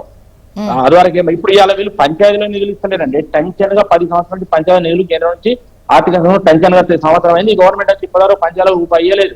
ఇలా కేంద్రం కూడా ఎలక్షన్ పెట్టకపోతే ఆగినాయి. అందుకే నేను ఏం చెప్తున్నా, అగ్రికల్చర్ కి ఇలా ఫార్మర్స్ వెల్ఫేర్ కొరకు 1,20,000 కోట్లు ఓన్లీ వెల్ఫేర్ కు పెడుతున్నారు ఇవాళ. కాబట్టి ఎందుకు చెప్తున్నా అంటే, ఒక గత అలొకేషన్స్ మీరు 2014 ముందు లాస్ట్ బడ్జెట్ అలొకేషన్స్ తీసుకొని 2024-25 అలొకేషన్స్ తీసుకుంటే ఆకాశాన్ని భూమికున్నంత తేడా ఉన్నది. అందుకే యాక్చువల్ బడ్జెట్ బడ్జెట్ పెట్టడం కాదు, ఇంప్లిమెంటేషన్ కూడా చూపిస్తున్నారని చెప్తున్నా. నువ్వు 1,00,000 కోట్లు పెట్టి 20,000 కోట్లు 30,000 కోట్లు ఖర్చు చేసి మళ్ళీ భోగ చేయడం కాకుండా యాక్చువల్ బడ్జెట్ రిఫ్లెక్ట్ అవుతున్నదని చెప్పిన నేను. పేదరికం తగ్గిందని చెప్పిన, ఎంప్లాయ్మెంట్ పెరిగిందని చెప్పిన, ఉపాధి పెరిగిందని చెప్పినాం. ఇవన్నీ బడ్జెట్ లో చూపించడమే కాకుండా ఆదాయంలో కనిపిస్తున్నాయి, అంకెలలో కనిపిస్తున్నాయి. మేమేదో ఒకటో రెండో ఏదైనా మైనస్ కనిపిస్తే అవి చూసుకొని పట్టుకున్నారు. ఇవాళ ఎల్ఐ ఇప్పుడు పబ్లిక్ సెక్టార్ లో వీళ్ళు ఎల్ఐసి మునిగిందని ప్రచారం చేసిన రోజు ఇవాళ ఎల్ఐసి మీరు ఎక్కడ అడిగినా కూడా బ్రహ్మాండమైన బెనిఫిట్ లో నడుస్తున్నది. ఇవాళ అదే విధంగా మనకు ఏది మన కమ్యూనికేషన్ లో మనకు ఏది టెలికమ్యూనికేషన్ మనదే దేశ సంస్థ అది ఇవాళ బెనిఫిట్ లో ఉన్నది. ఇవాళ బెనిఫిట్ తీసుకొచ్చిండు మోడీ. పబ్లిక్ సెక్టార్ అనే బ్యాంకులో బెనిఫిట్ లో తీసుకొచ్చిండు. ఇవాళ బ్యాంకులను విలీనం చేసిండు, సెక్టార్ లో ఉన్న బ్యాంకులను విలీనం చేసి బెనిఫిట్ లో తీసుకొచ్చిండు. అంటే పబ్లిక్ సెక్టార్ ను ఒకవైపు బెనిఫిట్ లో తీసుకొచ్చిండు, ప్రైవేట్ సెక్టార్ ను కూడా రక్షించండు, వాళ్ళ ఆదాయం పెంచిండు, ప్రజలకు అన్నం పెడుతున్నాడు, పేదలకు అన్నం పెడుతున్నాడు, ఎంప్లాయ్మెంట్ ఇస్తున్నాడు, మౌలిక సదుపాయాలు పెరుగుతున్నాయి, రక్షణంగానే స్ట్రెంథెన్ చేసిండ్రు. ఇవన్నీ చేసుకుంటూ పోతున్నారు. అంటే వేణుగోపాల్ రెడ్డి గారు ఖచ్చితంగా అంటే ఇప్పుడు ఈ నిత్యావసరాలకు సంబంధించి ముఖ్యంగా సామాన్య ప్రజలకు గతంలో కన్నా ఆర్థిక అంశాలపైన ఇప్పుడు ఫోకస్ ఎక్కువగా అయింది. ఈవెన్ వేతన జీవులకు సంబంధించిన ఈ ట్యాక్స్ కు సంబంధించి కావచ్చు, ట్యాక్స్ అండ్ నిత్యావసరాలు ఈ జిఎస్టీ పైన పెద్ద ఎత్తున ఈ మధ్య కాలంలో చూస్తున్నాం. ఈ గతంలో ఎప్పుడు ఇలాంటివి చూడలేదు. అటువంటి విమర్శ ఎందుకు ఫేస్ చేస్తున్నట్టు మీతోనే స్టార్ట్ చేస్తా. బ్రేక్ తర్వాత వేణుగోపాల్ రెడ్డి గారు మీ వాయిస్ ఇది. Welcome back. వేణుగోపాల్ రెడ్డి గారు చెప్పండి, కంటిన్యూ చేయండి. వేణుగోపాల్ రెడ్డి గారు నా వాయిస్ వినిపిస్తోందా? చెప్పండి. అంటే ప్రస్తుతం మీ ప్రభుత్వం అయితే ఈ ధరలకు సంబంధించి కావచ్చు, ట్యాక్స్లకు సంబంధించి విమర్శలు ఫేస్ చేస్తుందా లేదా? మేడం, మేము విమర్శల గురించి కాదు మాట్లాడేది, యాక్చువల్లీ ఏమున్నది అనేది. ఇప్పుడు మేము వచ్చినాక నుంచి ఏ ట్యాక్స్లు పెంచినామో చెప్పానంటే మేము వచ్చినాక చెప్పినా కదా, లీకేజ్ కంట్రోల్ చేసినాం, ఫైనాన్షియల్ రిఫార్మ్స్ తీసుకొచ్చినాం, ఎక్కడికక్కడ అవినీతిని తగ్గించినాం అని చెప్తాం. కానీ ప్రజల మీద ట్యాక్సెస్ వేయలేదు, ట్యాక్స్ పేర్స్ ని పెంచినాం. మేము ఇప్పుడు ట్యాక్స్ పేర్స్ ఆదాయ పన్ను కట్టే వాళ్ళకు గత బడ్జెట్ లోనైతే మేము 7 లక్షల పైన పెంచింది. ఇప్పుడు 7 లక్షలు అంటే 7 లక్షలు సంపాదించిన వాళ్ళు ట్యాక్స్ కట్టాల్సిన అవసరం లేదు. మరి 14లో 7 లక్షలు సంపాదించిన వాళ్ళు ట్యాక్స్ ఉన్నదా లేదా? 14 ముందు ఏం మాట్లాడతారు వాళ్ళు? 7 లక్షల ఆదాయం సంవత్సరానికి ఆదాయం ఉన్న వాళ్ళు ట్యాక్స్ కట్టిందా లేదా 14 ముందు? మరి ఇప్పుడు 7 లక్షల పైన ఆదాయం 7-7.5 లక్షల ఆదాయం ఉన్న ఇప్పుడు ట్యాక్స్ కడుతున్నారా? అంటే పిక్చర్లలో కనిపిస్తుంది కదా. నేనేం ఆర్థికవేత్తను కాదు చెప్తున్నా, మామూలుగా పొలిటీషియన్ నేను. మామూలుగా ఏదో మేము పత్రికలు అవి చూసి స్టడీ చేసి ఫీల్డ్ మీద ఉన్న నాయుడుతో మేము మాట్లాడుతుంటాం. ఆర్థికవేత్తను తీసుకొని అడగండి. మరి వేణుగోపాల్ రెడ్డి గారు, ఇది వరకున్న ఆదాయ వ్యయాలకు ఇప్పుడు ప్రజల ఆదాయ వ్యయాలకు చాలా తేడా ఉన్నటువంటి క్రమంలో ఒకవైపు ఈ ధరలకు సంబంధించి కావచ్చు, అట్ ద సేమ్ టైం సంపాదనలో పర్సెంటేజ్ లో మార్పులు. ఇది విమర్శ కాదు, ఇది చేస్తున్న విమర్శ కాదు, క్వశ్చన్ మాత్రమే ప్లీజ్.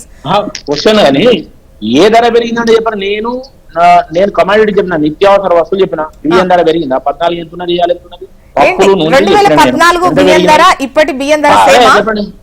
అప్పుడు 60 రూపాయలు బియ్యం కొట్టండి మీరు. 2014 60 రూపాయలు. ఇప్పుడు ఎంత ఉన్నది? గట్టి ఉన్నది 60 ఉన్నది. 60 ఉంటాయి. తగినట్ట పెరిగినట్ట? వేణుగోపాల్ రెడ్డి గారు 2014లో ఉన్న ధరలే ఇప్పుడు 2024లో ఉన్నాయి అంటున్నారా? ఇప్పుడు 20 ఉన్నాయి. కందిపప్పు 180 180 లేదు, 160 ఉన్నది కందిపప్పు. దాని చెప్తున్నా. ఇప్పుడు మొన్న కంది ధర తగ్గిందన్న వార్త వచ్చింది కదా. అరే మేడం, ఉత్పత్తి పెరిగినప్పుడు ధర తగ్గుతుంది. డిమాండ్ అండ్ సప్లై సూత్రం ఆధారంగానే వస్తువుల ధరలు అనేది ఉంటాయి. ఎక్కడగా డిమాండ్ అండ్ సప్లై సూత్రం ఆధారంగా ధరలు ఉంటాయి. ఈ ధరలు పెరుగుతుంటాయి, తగ్గుతుంటాయి. కానీ సామాన్యునికి అందుబాటులో ఉన్నాయా లేదా అని లెక్క. ఇలా సామాన్యునికి పెరిగిన కూలీ రేట్లు కూడా, లేదంటే మిగతా ఆదాయం కూడా, వ్యక్తులకు పెరిగిన ఆదాయం కూడా లెక్కేసుకోవాలి కదా. ఇవి పెరిగినాయి అన్నప్పుడు అవి కూడా పెరుగుతాయి. అవి పెరగకుండా ఇవి పెరిగాయి. ఇప్పుడు ఉదాహరణ మీకు చెప్తున్నా, టమాటా ఇవాళ ఆర్థిక సర్వేలో టమాటా ఇచ్చండు. ఎవరైనా చెప్పింది టమాటా అనేది సీజనల్ క్రాప్, అది చలికాలం పడుతుంది. నీకు ఎండాకాలం కూడా టమాటా తింటే నాకు 100 రూపాయలు అయింది అంటే, మరి వాడు పందిరేసి చల్లగా పెట్టి పండితే 100 రూపాయలు ధర పెరిగిందంటే గవర్నమెంట్కి ఏం సంబంధం ఉంటుంది? ఉల్లిగడ్డ పెరిగిందని 4 ప్రభుత్వాలు పోయినామైనా బుడగ ప్రధాన. ఉల్లిగడ్డ ఎట్లా అంటే క్రాప్ 3 సార్లు వస్తుంది ఉల్లిగడ్డ. ఉదాహరణ చెప్తున్నా, ఎండాకాలం వచ్చారు ధర తక్కువ అవుతాయి. టెంపరేచర్ మన దేశంలో పెరిగినప్పుడు ఏ క్రాప్ అయినా తగ్గిపోతుంది. మేల పంటలు పండిస్తారు అంటే ఎవరైనా ఏప్రిల్ మీద ఉత్పత్తులు వస్తాయి ఎక్కడన్నా? చైనాను పోస్తుంది. చైనాలో 25 డిగ్రీలు ఉంటుంది కాన్స్టాంట్ గా. మరి మన దగ్గర 45-50 డిగ్రీలో పోతుంది. అప్పుడు పంట పండియాలి. అప్పుడు నిత్యావసరం నీకు జూన్ లో ఏ ప్రభుత్వం ఉండనండి, ఏప్రిల్ మే జూన్ జూలై అన్ని రేట్లు ఎక్కువ ఉంటాయి. అప్పుడు ఎందుకుంటాయి అంటే అప్పుడు ఉత్పత్తులు రావు. ఇవన్నీ మన దేశంలో పండే పంట, ఆ పంటను బట్టి పంట వచ్చినప్పుడు తక్కువ ఉంటది, పంట అయిపోయిన తర్వాత ఎక్కువ ఉంటది. ఈ ఒట్టిగానే టీవీలో అప్పుడప్పుడు వచ్చిన టమాటాలో, ఉల్లిపాయలో వాటి రేట్ అని కాదు, ఓవరాల్ గా. అవునండి, ఇవాళ టమాటాలు రోడ్డు మీద వారబోస్తున్నారు. ఇక్కడ కోతులు తింటున్నాయి అమ్ముడు పోక. మరి ఇప్పుడు ఎవరు మాట్లాడారు? మళ్ళీ మేలు వచ్చేవారం 100 రూపాయలు అవుతుంది. 100 రూపాయలు జీవనం రాగానే 100 రూపాయలు ఎవరు జీవనం అన్నాడు 100 రూపాయలకు. ఓకే, ఫణీంద్ర గారు మాట్లాడండి. ఎప్పుడు వరకు అప్పుడు 360 రోజులు seasonal crops వస్తాయా? రావు కదా. వేణుగోపాల్ రెడ్డి గారు వేణుగోపాల్ గారు, ఇందాక మీరు చెప్పారు మనకి కరెన్సీ అంతా కూడా ఆన్లైన్ ట్రాన్సాక్షన్ అయిపోతుంది, ఇప్పుడు కూరగాయల వాడు కూడా స్కాన్ చేస్తున్నారు, ఇదంతా కూడా నిజమే. స్కాన్ చేసేది కూరగాయల వాళ్ళును చాయ్ దుకాణం వాళ్ళు చేస్తున్నారు, కానీ స్టిల్ మనకి మనీ ఎంత సర్క్యులేట్ అయిపోతా ఉందో మీకు కూడా తెలుసు. ఎక్కడెక్కడి నుంచి అవుతుందో దేనికి ఆధారం లేనటువంటివి అవన్నీ కూడా. నిజంగానే రెవల్యూషనరీ చేంజ్ వచ్చింది మనకి.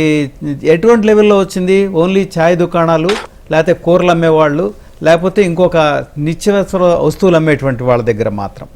అదే మీరు you can go for the other things. It is a revolutionary change కదా. అక్కడ ఎంత అంటే ఇంత ముందు కన్నా చాలా క్యాష్ ట్రాన్సాక్షన్స్ ఇంకా పెరిగిపోతూ ఉన్నాయి. That is number 1. నెంబర్ 2, మా ఎంఎస్ఎంఈ సెక్టర్స్ కనుక మీరు వస్తే పెద్దవాడు ఇంకా పెద్దవాడైపోతున్నాడు. ఎంఎస్ఎంఈకి ఆర్డర్స్ ఉండట్లే, చచ్చిపోతున్నాయి అవి. రైతులు ఏ విధంగా అయితే బాధపడి ఉండేవారో ఇంతకుముందు వెన్నెముక అని చెప్పుకునేవారో, ఇప్పుడు ఎంఎస్ఎంఈ సెక్టర్స్లో కనుక మీరు వస్తే కనుక అసలు అవి ఎక్కడ డెవలప్ కావట్లా. ఎంతసేపు చూసినా ఒక అదానీ గారో అంబానీ గారో ఇలాంటి పెద్ద ఇండస్ట్రీస్కే మొత్తం ఆర్డర్స్ అన్నీ కూడా వెళ్ళిపోతున్నాయి. మరి వీళ్ళని ఎట్లా మనం దాన్ని చేయాలనేటువంటిది ఒక ప్రత్యేకమైన దీని మీద జరగాలి. బడ్జెట్లో వీళ్ళకు కూడా ఇంత ఆర్డర్స్ ఇవ్వాలి అనేటువంటిది కంపల్సరీ తీసుకొని రావాలండి. ఇది నా సైడ్ నుంచి నేను తెలిసినటువంటి సజెషన్ మీకు చెప్తా ఉన్నాను. ఓకే, చరణ్ గారు.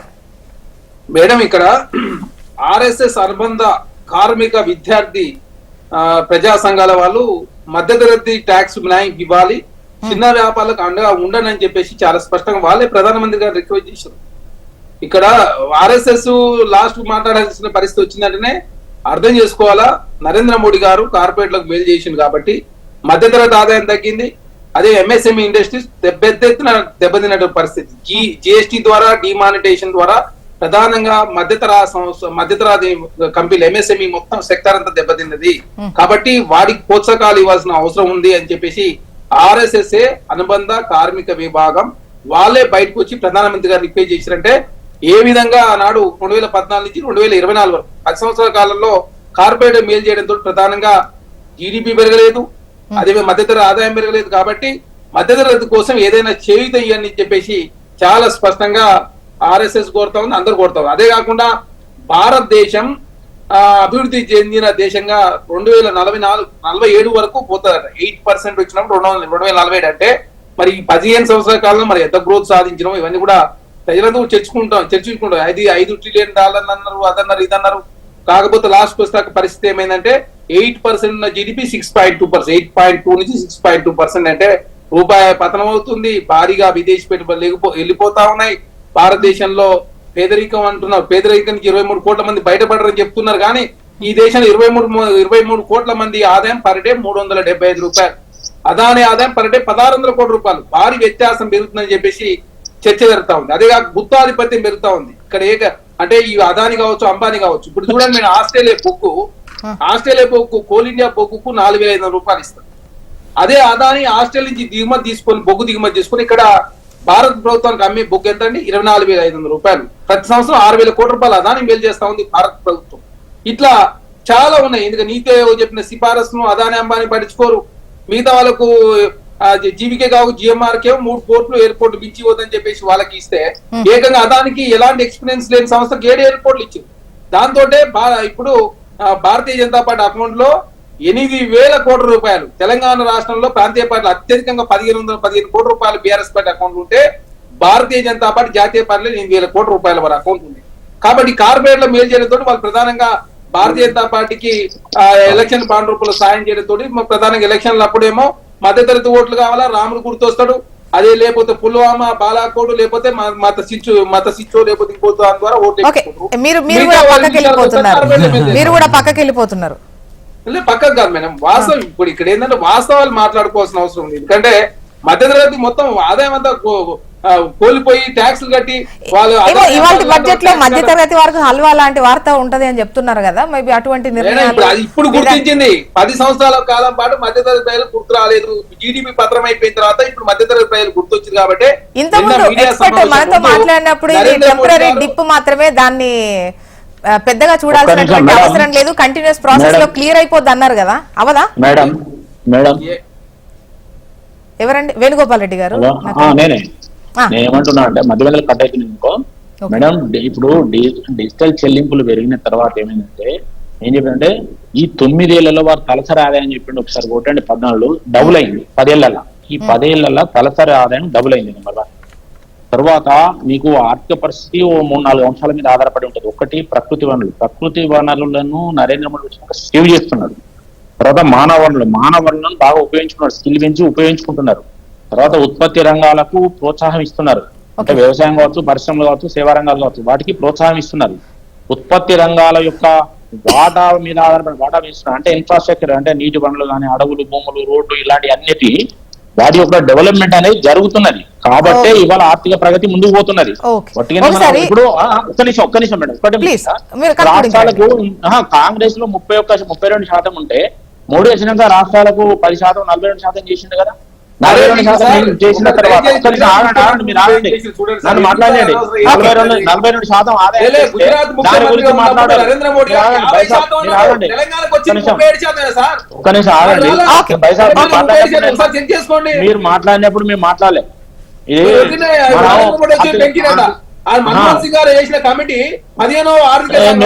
ఒక్క నిమిషం చరణ్ గారు మీ టైం అప్పుడు మాట్లాడండి ప్లీజ్, మళ్ళీ జనాలకు అర్థం. నేను ఏమంటానంటే నేను చెప్పడం కాదు, 32% నుంచి నరేంద్ర మోడీ రాగానే ఆయన ముఖ్యమంత్రి ఉన్నాడు కాబట్టి రాష్ట్రాల ఆదాయం మెరగాలని చెప్పి వాటికి బడ్జెట్ నుంచి 42% చేసింది. అంటే టోటల్ గా కేంద్రానికి వచ్చే ఆదాయం రాష్ట్రాల నుంచి డైరెక్ట్ ఇండైరెక్ట్ ట్యాక్స్లోకి వెళ్ళి పార్లమెంట్ లో చెప్పిండు, నేను చెప్పడం కాదు, జైట్లీ గారు చెప్పిండు, మొత్తం కలిపి 74% పోతాను కేంద్రానికి వచ్చే ఆదాయం రాష్ట్రాలకు. ఆ విధంగా ఇప్పుడు అయితే రాష్ట్రాలు ఏం చెప్తానే ఫ్రీ బిజినెస్. ఇప్పుడు తెలంగాణలో ఇవాళ 14% తెలంగాణ స్టేట్ వ్యవసాయం వాటా, 27% పారిశ్రామిక వాటా ఉంది, 50% సేవా రంగాల వాటా ఉంది. మరి ఆ రాష్ట్రాల అభివృద్ధి అయితే కాంగ్రెస్ పాలిత రాష్ట్రాలు ఎందుకు అభివృద్ధిలో ముందుకు పోతలేవు? ఎందుకు అప్పుల పాలవుతున్నాయి? ఎందుకు ఏది అప్పులు చేయాల్సిన పరిస్థితి వస్తున్నది? అంటే రాష్ట్రాల అభివృద్ధి కాకుండా దేశం అభివృద్ధి కాదని పదే మోడీ చెప్తాను. కానీ రాష్ట్రాలు మాత్రం అధికారం కూడా ప్రీవియస్ మీద ఇష్టారాజ్యంగా విచ్చలబడి క్రమశిక్షణ లేకుండా ఖర్చు పెట్టి మళ్ళీ దేశం మీద పడి దేశాన్ని తిడుతుంటారు. మీ ఆదాయం పెంచిన ఒకప్పుడు తెలంగాణ వచ్చినప్పుడు మీ ఆదాయం ఎంత, తెలంగాణ వాటి ఆదాయం చెప్పుకోవాలండి. ఇవాళ తెలంగాణ ఎంత వస్తాయి కేంద్రం నుంచి, అప్పుడు ఎంత వచ్చినాయి, ఎట్లా వచ్చినాయి మరి తెలంగాణకి? ఇవాళ అసలు ఆకాశాన్ని భూమి మొత్తం ఆంధ్రప్రదేశ్ కు అప్పుడు ఎంత వచ్చినా అంతకన్నా ఎక్కువ వస్తాయి ఇప్పుడు ఒక్క తెలంగాణ. ఎట్లా వచ్చినాయి? నరేంద్ర మోడీ ప్రభుత్వం నుంచే మీకు వస్తున్నాయి కదా, మరి అప్పుడు ఎందుకు రాలేదు? యూపీఏ కాలంలో రాష్ట్రాలకు వచ్చే ఏదైతే కేంద్ర ప్రభుత్వ వాటా అనేది ఎన్ని రెట్లు పెరిగింది, ఎన్ని రకాలుగా పెరిగింది? అంటే ఇవాళ ట్యాక్సెస్ ఆదాయం పెరిగింది రాష్ట్రానికి వచ్చేది, అదేవిధంగా గ్రాంట్స్ పెరిగినాయి, బ్రహ్మాండమైన గ్రాంట్స్ పెరిగినాయి, వృత్తి పనుల వాళ్ళకి పెరిగినాయి, వెల్ఫేర్ స్కీమ్స్ పెరిగినాయి. ఇలా ఉపాధి హామీ వాజ్పేయి గారు ఉన్నప్పుడు వచ్చింది, తర్వాత పేరు మార్చింది. ఇలా ఉపాధి హామీ 9 రాష్ట్రాల్లో అమలైంది వాళ్ళు ఉన్నప్పుడు. ఇవాళ అన్ని రాష్ట్రాలలో కేంద్ర పాలిత ప్రాంతాల్లో కూడా అమలవుతున్నది. దాని బడ్జెట్ 2 లక్షలు దాటింది ఇవాళ. కాబట్టి మీరున్నప్పటికీ మేము ఉన్నప్పటికీ పోలికలు పెట్టుకుంటే ప్రతి రంగాన్ని తీసుకొని చర్చ పెడదామంటే పెడదాం. అసలు పోలిక లేదని చెప్తున్నా. ఒకసారి విశ్లేషకులు వీరయ్య గారు ఉన్నారు, వారి అభిప్రాయం తీసుకుందాం. నిన్న ఆర్థిక సర్వే ఎలా ఉంది, ఆర్థిక సర్వేని బట్టి ఇవాళ బడ్జెట్ ఎలా ఉందో ఎలా ఎక్స్పెక్ట్ చెయ్యొచ్చు మనం అనేది వీరయ్య గారి దగ్గర తీసుకుందాం. నమస్తే అండి, welcome to the debate. Veeraiah గారు చెప్పండి సార్, నిన్న ఆర్థిక సర్వే నివేదిక చూశారు, సో దాన్ని బట్టి ఇవాళ బడ్జెట్ ను మనం ఏ విధంగా అంచనా వేసుకోవచ్చు? భారత ప్రభుత్వ చీఫ్ ఎకనామిక్ అడ్వైజర్ ఆధ్వర్యంలో రూపొందింది economic survey report. Economic survey report కొన్ని కీలకమైనటువంటి అంశాలని మన దృష్టికి తెచ్చింది, దేశం దృష్టికి తెచ్చింది. అభివృద్ధి రేటు అనూహ్యంగా పడిపోయింది. ఇది ఒక ముఖ్యమైనటువంటి ఆందోళనకరమైన పరిణామం. దానికి కారణాలు కూడా ఈ ఎకనామిక్ సర్వే రిపోర్ట్ చెప్పింది. ఒకటి, ప్రజల వినిమయం తగ్గింది, ఖర్చు పెట్టడం తగ్గింది అనేది ఒకటి చెప్పింది. నిత్యావసర సరుకుల మీద ప్రజల వినిమయం ఖర్చు తగ్గింది. రెండోది, ఉపాధి అవకాశాలు బాగా తగ్గినాయి. మూడోది, ద్రవ్యోల్బణం ఒక సమస్యగా తయారైంది, ధరల పెరుగుదల ఒక సమస్యగా తయారైంది. వీటితో పాటు ప్రపంచంలో పెరుగుతున్నటువంటి శాస్త్ర సాంకేతిక పరిజ్ఞానంలో మనం వెనకబడుతున్నాము, ఆర్టిఫిషియల్ ఇంటెలిజెన్స్ లో మనం వెనకబడుతున్నాము అనేది ఒకటి చెప్పింది. వీటితో పాటు రానున్న కాలంలో ఎదురయ్యే సవాళ్లు కూడా చెప్పింది. రానున్న కాలంలో ఇప్పుడు వీటిని ఎట్లా పరిష్కరించాలా అనేది మనం చూడాలి. వీటికి తోడు అదనంగా ఇప్పుడు అమెరికాలో ట్రంప్ అధికారంలోకి వచ్చాడు. ట్రంప్ విధానాలు టారిఫ్ రేట్లు పెంచుతా అంటున్నాడు, అమెరికా దిగుమతి సుంకాన్ని పెంచుతా అంటున్నాడు. అది మనకు షాక్ తగులుతుంది అన్నారు ఎకనామిక్ సర్వేలో. రెండోది, అంతర్జాతీయ మార్కెట్లో తీవ్ర ఒడిదుడుకులు వచ్చేటువంటి అవకాశం ఉంది అన్నారు. అంటే అర్థం ఏమిటి? మనం రానున్న కాలంలో అంతర్జాతీయ మార్కెట్ మీద ఆధారపడలేము. అంటే ఈ దేశంలోనే మన సరుకుల ఉత్పత్తి పెరగాలి, మన సరుకుల అమ్మకాలు పెరగాలి. అంటే భారత ప్రజల ఖర్చు పెరగాలి, వాళ్ళు ఖర్చు పెట్టగల శక్తి పెరగాలి. అంటే భారతదేశంలో ప్రజల ఆదాయాలు పెరగాలి అన్నాడు. అట్లానే ద్రవ్యోల్బణాన్ని తగ్గించాలి. ఎట్లా తగ్గించాలి అంటే ముఖ్యంగా ఆహార సరుకుల ధరలు తగ్గేట్టుగా చూడాలన్నారు. ఆహార ధాన్యాల ప్రభుత్వ సేకరణ పెరగాలి, వాటి నిల్వలు పెరగాలి. ఏమాత్రం ఆహార ధాన్యాలు దిగుమతి జరగకుండా చూడాలి. ఏమాత్రం మార్కెట్లో అవి అందుబాటులో లేవనే పరిస్థితి వచ్చినా దిగుమతులు చేయకుండా దాచిపెట్టినటువంటి నిల్వ ఉంచినటువంటి ఆహార ధాన్యాలని మార్కెట్లోకి విడుదల చేసే విధంగా ప్రభుత్వం చేతుల్లో అంత ధాన్యం నిల్వ ఉండాలి అని చెప్పారు. ఇవన్నీ ఎకనామిక్ సర్వే రిపోర్ట్ లో చెప్పినటువంటి అంశాలు. అట్లానే ఉపాధి అవకాశాల పెరుగుదలకు కూడా నిర్దిష్టమైన సూచన చేశారు. ఏడాదికి 78.5 లక్షల ఉద్యోగాలు పెరగాలి, ఖచ్చితంగా ఇది మినిమం అని చెప్పారు. ఇవన్నీ ఎకనామిక్ సర్వే అధికారయుతంగా ఆర్థిక మంత్రి నిర్మలా సీతారామన్ నోటి నుంచి ప్రవేశపెట్టినటువంటి ఆర్థిక సర్వే, చీఫ్ ఎకనామిక్ అడ్వైజర్ పర్యవేక్షణలో ఆయన నాయకత్వంలో రూపొందినటువంటి ఎకనామిక్ సర్వే. ఇప్పుడు దీన్ని మనం జాగ్రత్తగా పరిశీలించాలి. ఎందుకు ప్రజల వినిమయం తగ్గింది? ప్రజలు ఎందుకు ఖర్చు పెట్టలేకపోతున్నారు? వాళ్ళకి అవసరాలు ఉన్నాయి కదా. అవసరాలు ఉన్నప్పటికీ నిత్య జీవిత అవసర సరుకుల కొనుగోలు మీద ఖర్చు పెట్టలేని పరిస్థితి ఎందుకు వచ్చిందంటే ఈ కాలంలో మనం వెనక్కి తిరిగి చూస్తే ఇది కూడా ప్రభుత్వ లెక్కల ప్రకారమే, కేంద్ర ప్రభుత్వం చేయించిన సర్వే లెక్కల ప్రకారమే ప్రజల ఆదాయాలు పెరగలేదు. ఒకవైపు ధరలు పెరిగినాయి, పన్నుల భారం పెరిగింది. రెండో వైపు ప్రజల ఆదాయాలు పెరగలేదు. మూడవది, ఆహార ద్రవ్యోల్బణం చాలా ఎక్కువగా పెరిగింది. ద్రవ్యోల్బణంలో కూడా రకరకాల సరుకుల ధరలు ఉంటాయి. ఇప్పుడు కార్ల ధరలు ఉండొచ్చు, ఎయిర్ కండిషనర్ల ధరలు ఉండొచ్చు, లేకపోతే చెప్పుల ధరలు, బట్టల ధరలు ఉండొచ్చు, లేకపోతే రైసు, పప్పులు, ఉప్పులు ఇలాంటి ఆహార సరుకుల ధరలు ఉండొచ్చు. ఇందులో ఆహార సరుకుల ధరలు చాలా పెరిగినాయి. ఇది చాలా తీవ్రమైనటువంటి విషయం అనేది కూడా అధికారయుత లెక్కలే తేల్చుతున్నాయి. కేంద్ర ప్రభుత్వం ఇచ్చిన అధికారయుతమైనటువంటి లెక్కలే ఇవి. అంటే ఏమైంది?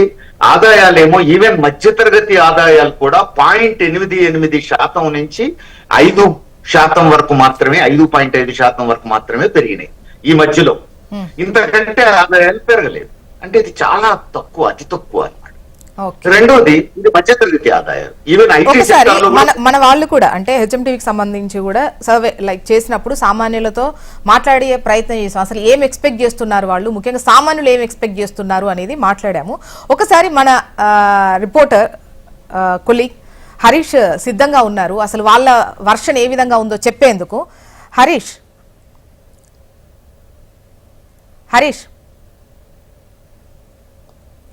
హరీష్ వినిపిస్తోందా?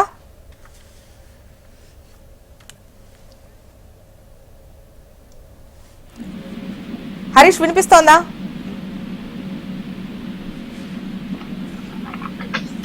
ఓకే, మళ్ళీ మీ లైవ్ తీసుకుంటాం హరీష్, వాయిస్ రావట్లేదు. వీరయ్య గారు ప్లీజ్ కంటిన్యూ. ఇప్పుడు ఉపాధి అవకాశాలకు సంబంధించి మ్యానుఫ్యాక్చరింగ్ సెక్టార్ బాగా పెరగాలి, తయారీ రంగం. ప్రపంచంలో ఏ దేశంలోనైనా తయారీ రంగం ఎంత అభివృద్ధి అయితే ఉపాధి అవకాశాలు అంత పెరుగుతాయి. కానీ మన దేశంలో తయారీ రంగం పెరగలేదు. 10 ఏళ్ల నుంచి మోడీ చెప్తున్నారు ప్రధానమంత్రి మేక్ ఇన్ ఇండియా అని. కానీ ఇక్కడ మేకింగ్ ఏమైంది అనేది ఇప్పుడు ప్రశ్నార్థకం. మన ఆర్థిక సర్వే రిపోర్ట్ కూడా స్పష్టంగా చెప్పింది. చైనా దూకుడుగా పోతోంది ముందుకు. అంతర్గతంగా తన ఆదాయాలు పెంచుకుంది, ప్రజల ఆదాయాలు పెంచుకుంది, అట్లనే ఉపాధి అవకాశాలు పెంచుకుంది. ఈ తయారీ రంగం బ్రహ్మాండంగా అభివృద్ధి అయింది చైనాలో. ఇది మన ఎకనామిక్ సర్వే చెప్పింది నిన్న. చైనా తయారీ రంగం హబ్బుగా మారింది కాబట్టి అది అంతర్గత మార్కెట్ ను పెంచుకోగలిగింది, తయారీ రంగం అభివృద్ధి చేసి ఉపాధి అవకాశాలు పెంచుకోగలిగింది. వీటితో పాటు ఎగుమతులు కూడా ఇప్పటి ముప్పడిగా పెంచుకొని అమెరికాను కూడా దాటిపోయింది. ఇవన్నీ కూడా మన ఎకనామిక్ సర్వే చెప్తారు. మరి అలాంటప్పుడు భారతదేశం ఎందుకు వెనకబడ్డది? మోడీ అధికారంలోకి రాగానే మనం మేక్ ఇన్ ఇండియా అని చెప్పేసి చెప్పడం మొదలైంది కదా. మరి ఇంతకాలం అయినా ఆ మేక్ ఇన్ ఇండియా ఏమైంది? మన దగ్గర మనం ఎందుకు తయారు చేసుకోలేకపోతున్నాం? ఎందుకు మన ఉపాధి అవకాశాలు పడిపోయినాయి? ఇది ఇప్పుడు ఈ రోజు పెట్టే బడ్జెట్ అడ్రస్ చేయాల్సినటువంటి ముఖ్యమైనటువంటి అంశం. అట్లానే ఖర్చు కూడా, ప్రజల ఖర్చు విపరీతంగా పెరుగుతోంది. దేని మీద? విద్య. అంటే ఒక కుటుంబానికి వచ్చేటువంటి ఆదాయంలో పావు వంతు విద్యకే పోతుంది. విపరీతమైనటువంటి ప్రైవేటైజేషన్, ఫీజుల భారం పెరిగిపోతుంది. ఇంకొక పావు వంతు కుటుంబాదాయం వైద్యానికి పోతుంది. కార్పొరేట్ వైద్యం అయిపోయింది. ఇప్పుడు ప్రభుత్వ వైద్యశాలల్లో వైద్యం చేయించుకోవడానికి అవకాశాలు చాలా తక్కువగా ఉన్నాయి, చాలా తక్కువ మందికి ఉన్నాయి. చూస్తున్నాం మనం ఇప్పుడు ప్రభుత్వ వైద్యశాలలు చీమల పుట్టల్లాగా కిక్కిరిసిపోతున్నాయి. ఆ డాక్టర్లు ఎవరికి చూడాలి, ఎవరికి చూడాలో అర్థం కాక రాత్రింబవళ్ళు నానా యాతన పడుతున్నారు ప్రభుత్వ హాస్పిటల్లో ఉన్న సిబ్బంది, వస్తున్న పేషెంట్ల సంఖ్య భరించలేక. కానీ గవర్నమెంట్ కార్పొరేట్ వైద్య సంస్థలను ఎక్కువగా ప్రోత్సహిస్తున్న ఫలితంగా ఇప్పుడు ఆ వైద్యం ఖర్చు కుటుంబాదాయంలో పాల్గొంటుపోతుంది. మూడోది నివాసం ఖర్చు. ఇండ్లు లేని వాళ్ళు, ఇప్పుడు మన తెలంగాణలోనే 30 లక్షల మందికి ఇండ్లు లేవు అని తేలింది ప్రభుత్వ సర్వేలోని. దేశం అంతా కూడా అదే పరిస్థితి.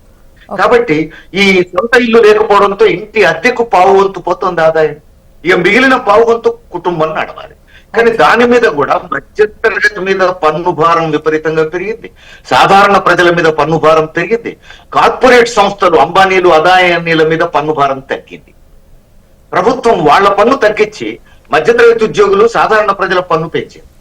ఇప్పుడు కార్పొరేట్ సంస్థల ఆదాయం బాగా పెరిగింది ఈ కాలంలో, సాధారణ ప్రజల ఆదాయం తగ్గింది, అట్లనే మధ్యతరగతి ఉద్యోగుల ఆదాయం తగ్గింది. వీటి ఫలితమే ఇప్పుడు వీళ్ళ కొనుగోలు శక్తి పడిపోవడం. అందుకని ఈ రోజు బడ్జెట్ లో ప్రభుత్వం ఖచ్చితంగా వీటికి పరిష్కారం చూపించాల్సిన అవసరం. Okay, right sir. ఇప్పుడు సామాన్యులు ఏమనుకుంటున్నారో హరీష్ మనకు వివరాలు అందిస్తారు. రైట్, ఒక చిన్న బ్రేక్ తర్వాత హరీష్ దగ్గర నుంచి వివరాలు తీసుకుందాం. Take a break.